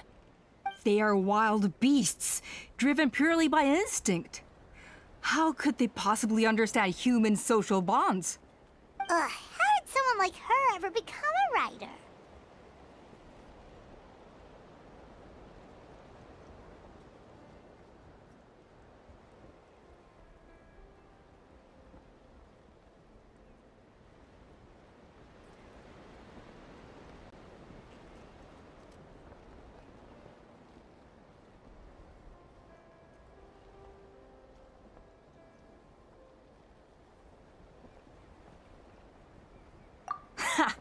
You overestimate them. They bow to the strong and shun the weak. That's all there is to it. They never gave Tepal a second glance when he was at his lowest, nor me when I returned injured from the Cinder City. It's all about survival of the fittest for them. Plain and simple. They obeyed me once I proved myself stronger than them, but the moment it serves them better, they'll abandon me in a heartbeat. You're wrong, Alpa. They only reject the wingless because they don't want to fly anyone to their death. Chaska, I will promise you this. Only the unruliest wild cucosaurs will be used for phlogiston extraction. The ones who have nothing else to offer to humanity. Well, that's too bad. Because I know a few unruly wild cucosaurs who don't think that idea is gonna fly. Namely my mom, my sister, and me. And the others? To us, they're friends, family, even children. So if you want to put any of them in one of your cages, you're gonna have to go through us. Is that right? I knew you might be difficult to convince. Maybe this will change your mind.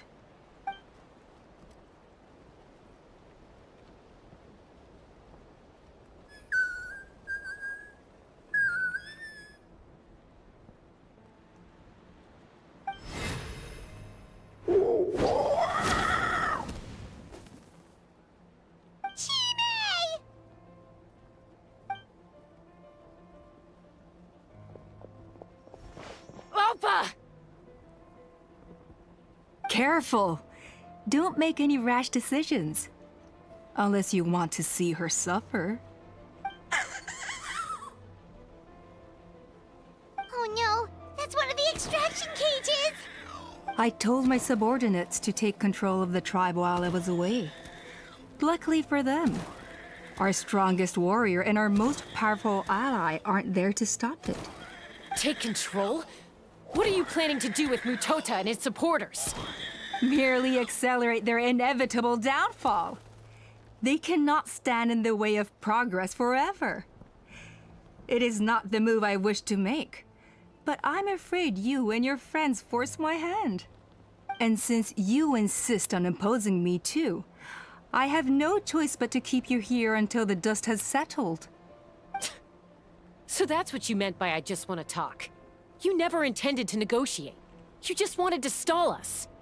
No, Chaska. I genuinely hoped I could win you over.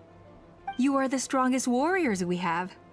Put down your weapons, and I promise you that no harm will come to this young Saurian.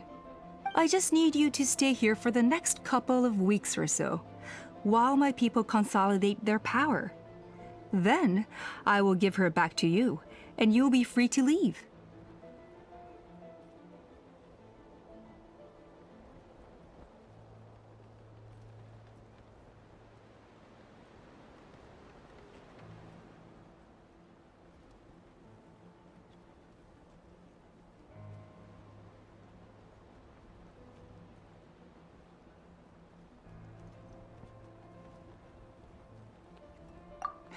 as long as the majority supports our vision.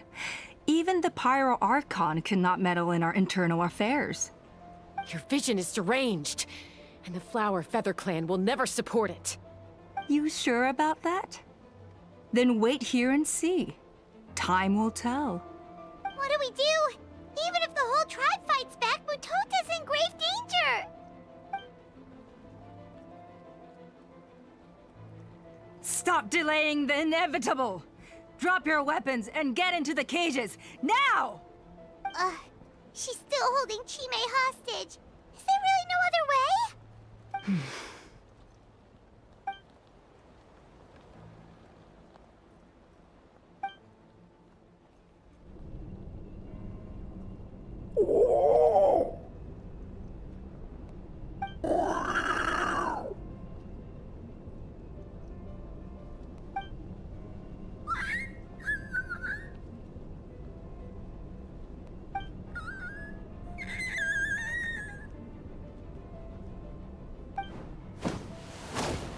Koya?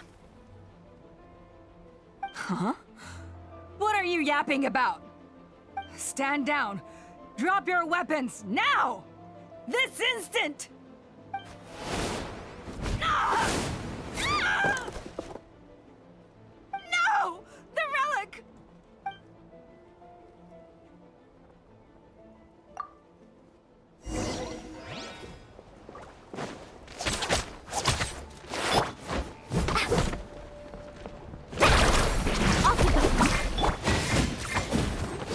Locked on!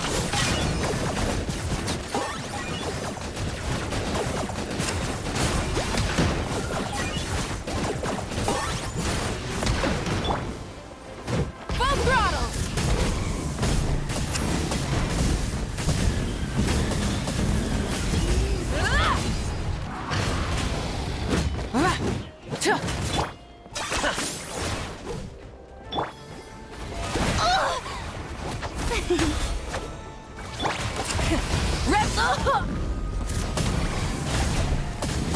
Give up, Alka. We're negotiating my Which way will now. it be? And this ain't your strong suit. Just shut up! Help! Anybody?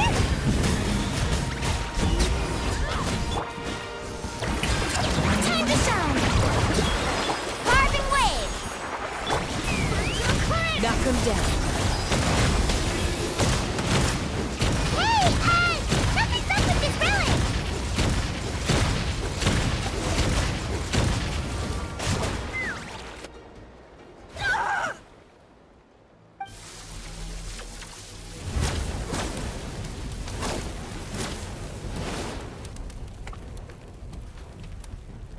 No! What is she doing? She'll bring us all down with her! But why? We stabilized the relic! Maybe it got damaged in the fight. If we don't think of something fast, this whole workshop is gonna fall apart. No. They're directly beneath us. My beloved tribe!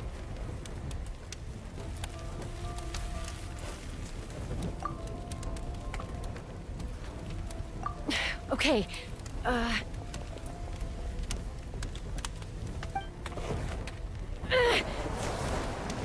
it's too powerful. This ain't a toy like last time. But... Koya... Don't worry.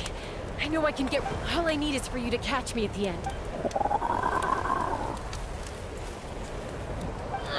I can't hold it back anymore. We have to go. Don't be Alpa! What are you... You're a fool, Chaska! Why would you choose such a risky solution?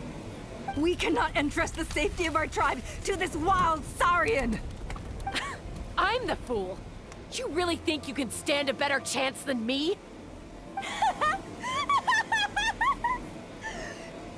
Sure, it may be asking too much for an ex-wingless to escape the blast radius in time.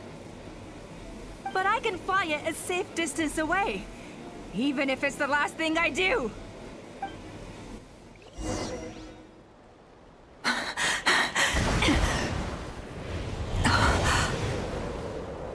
Here. They should be high enough to save the clan. What? You don't get to die a hero today.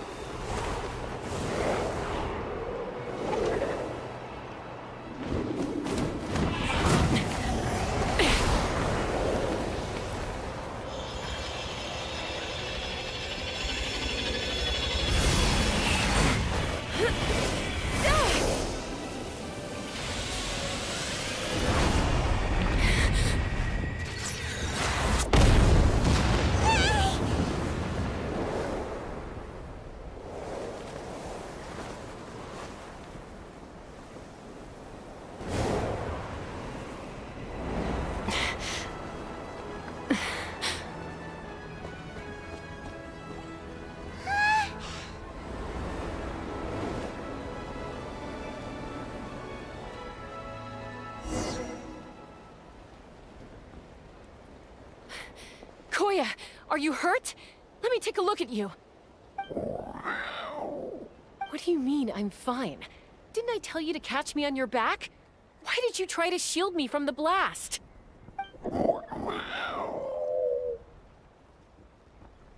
Accident? Yeah, right. Seriously, you're as stubborn as ever. Chaska, Koya! How are things looking here?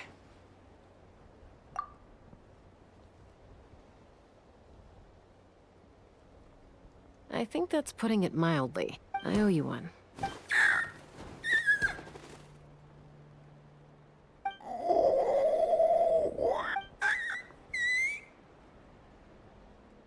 Oh, but be honest. Do you still think Kukasaurs can't form bonds? Mom, I'll figure out you don't need. I just need some more time. That's...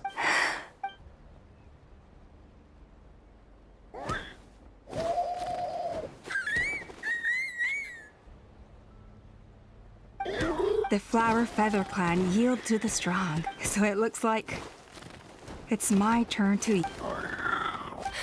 Koya!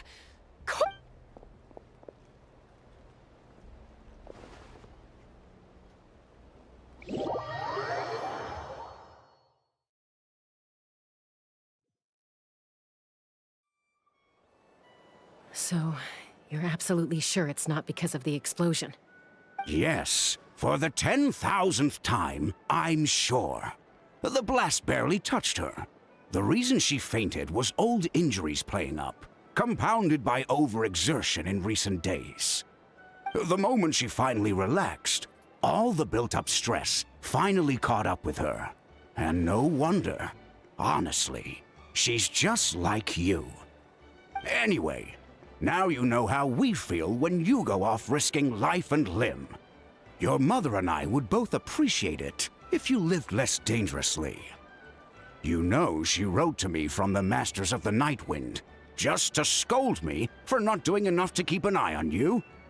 If she wasn't so busy with work, you can bet she'd come back here and chew us both out in person. I'll find an opportunity to... You'd better. No more avoiding us, okay?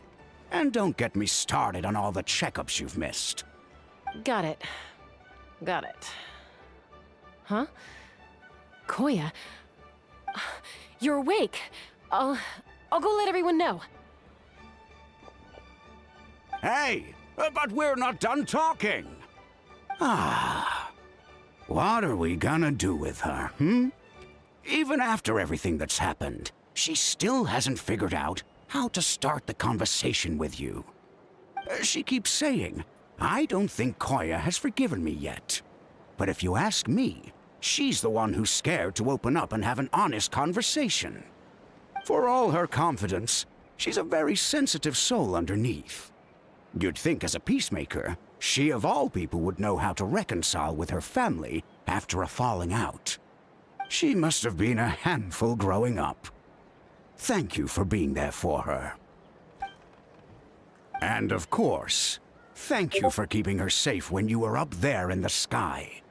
Koya, Uncle Cusco, we're here! Ha! I was just telling her that she's not to go chasing danger with Chaska ever again. Kuzco, I understand how you must feel. But it's all thanks to Koya and Chaska's efforts that the airborne workshop didn't come crashing down on our heads. Oh, Paimon almost forgot to ask.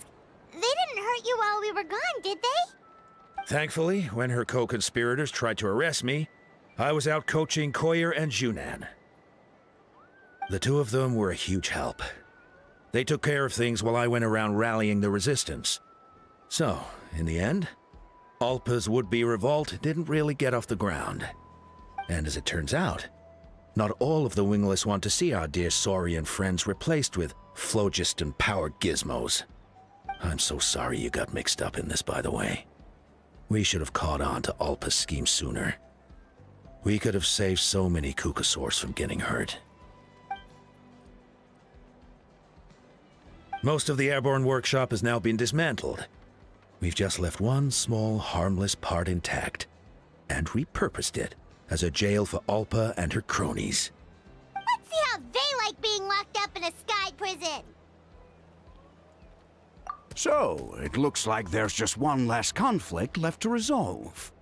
Peacemaker, you're up. I said I had to wait until things had blown over, didn't I? And now they have. But I still have no idea what to say. Koya, I just want to say, I'm sorry for how things went down back then.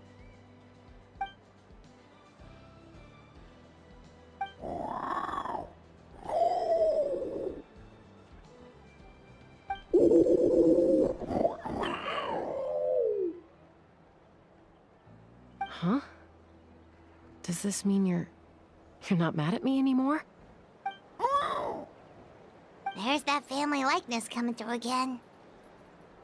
But that day, when we ran into each other...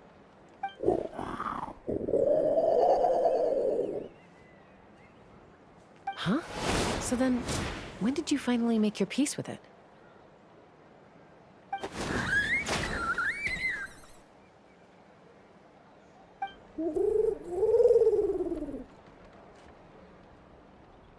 Oh, it's Chime and Chimpu! They're here too!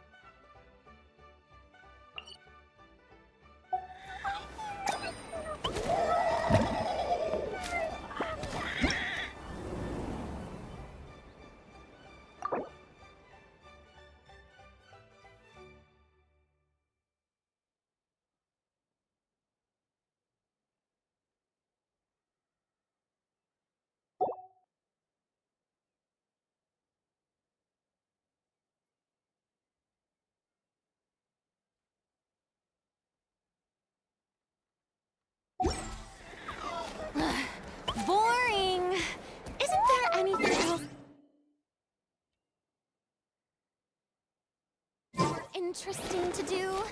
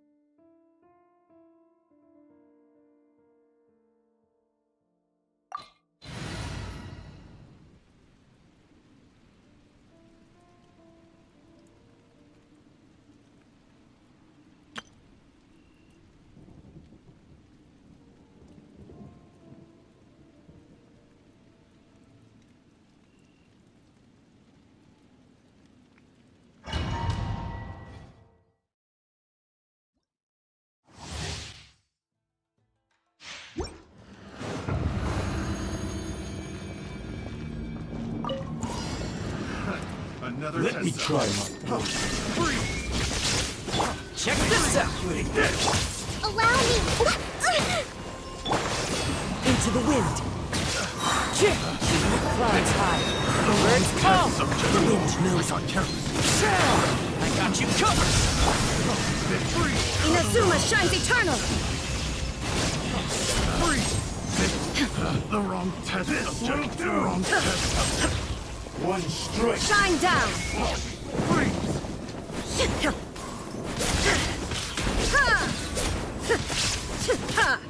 Hold the line! There is no escape! One with nature. Fallen leaves. Adorn my night. The wind knows. The wrong test. Fire it up.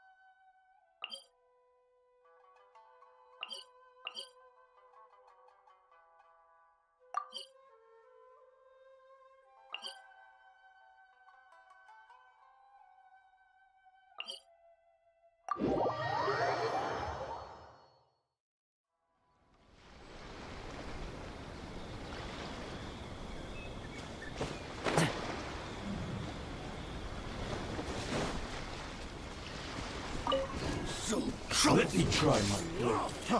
Freeze! Stop it! Don't get too close! Here's backup! Shine down!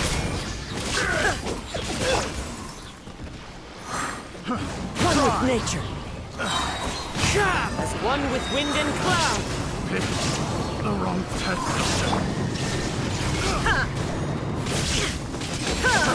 And over, you win! Freeze! There is no escape! Check this out! Have a little taste.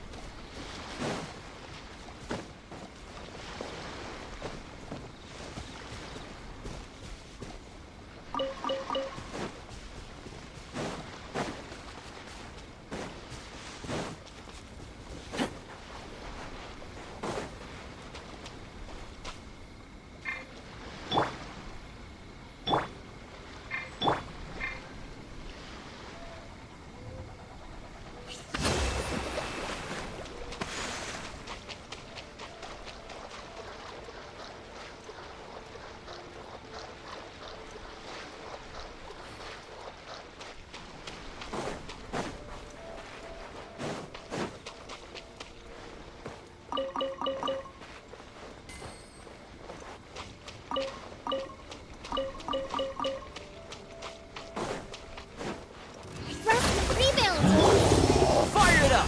I got you covered! Into the wind! Torn to oblivion! Illusion shattered!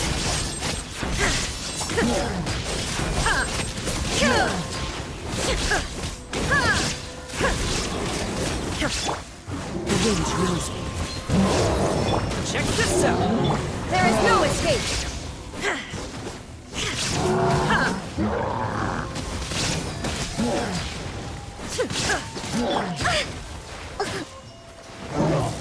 Hold the line! Into the wind!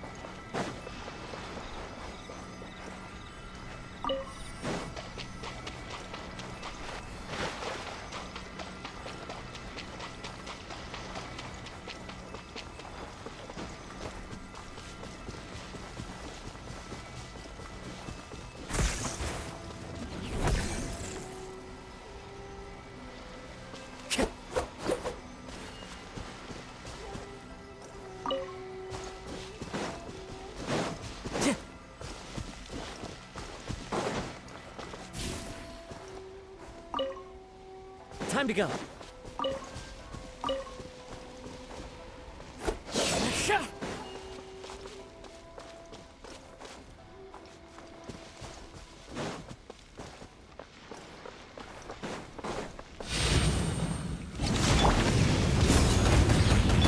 Allow me! Let's move out. Let's move out.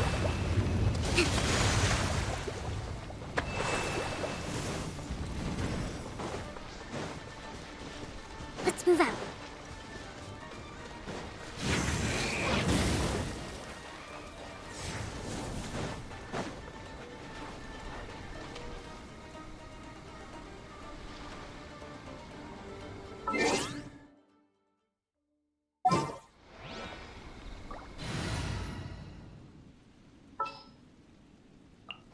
I have high hopes for this journey.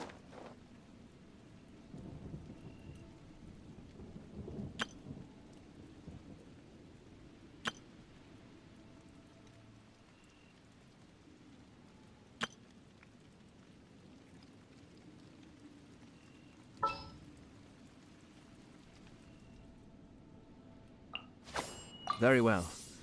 I shall put my official duties to one side for the moment.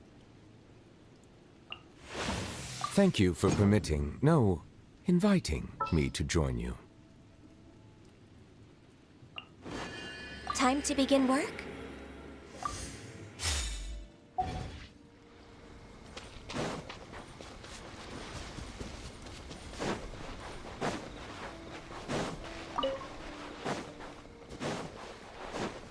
Next on the agenda.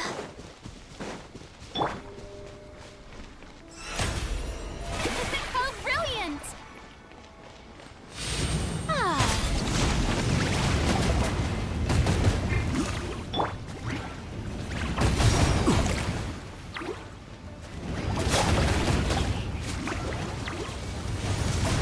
Mind the deluge.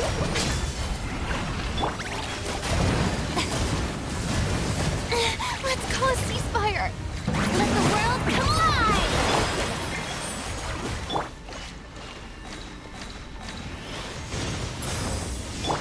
Shower me with praise!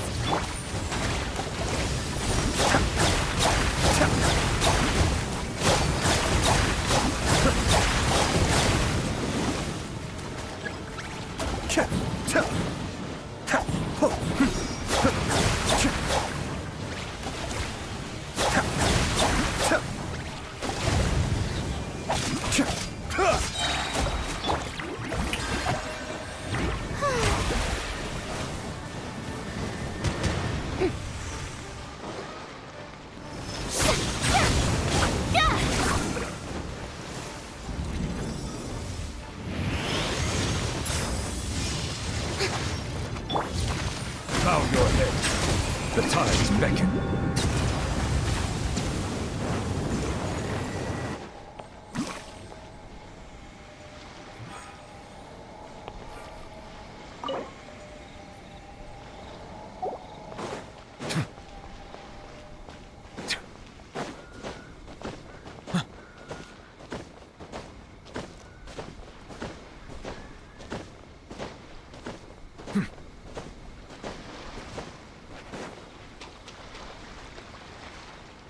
Settle down.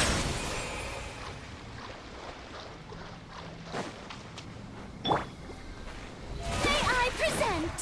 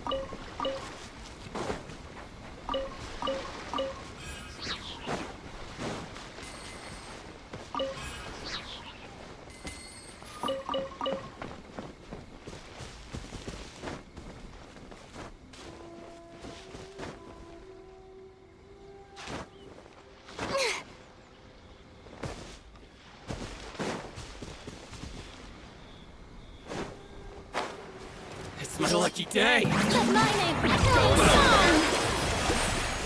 How dare you!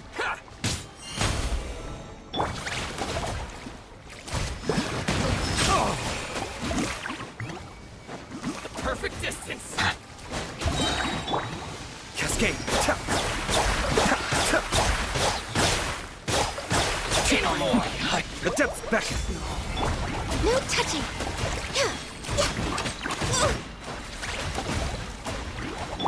To the fairy. Boom! An oversight on my... Be sanctified.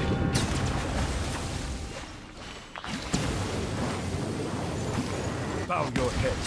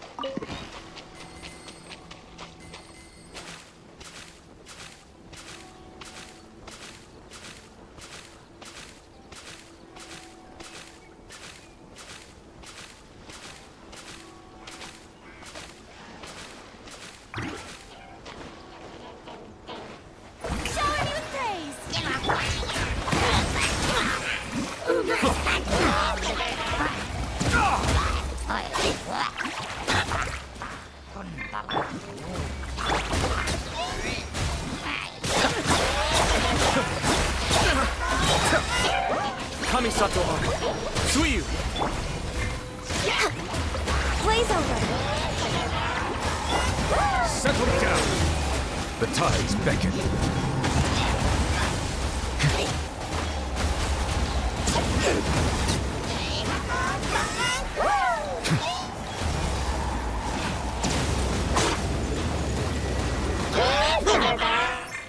Bow your head. Be sanctified.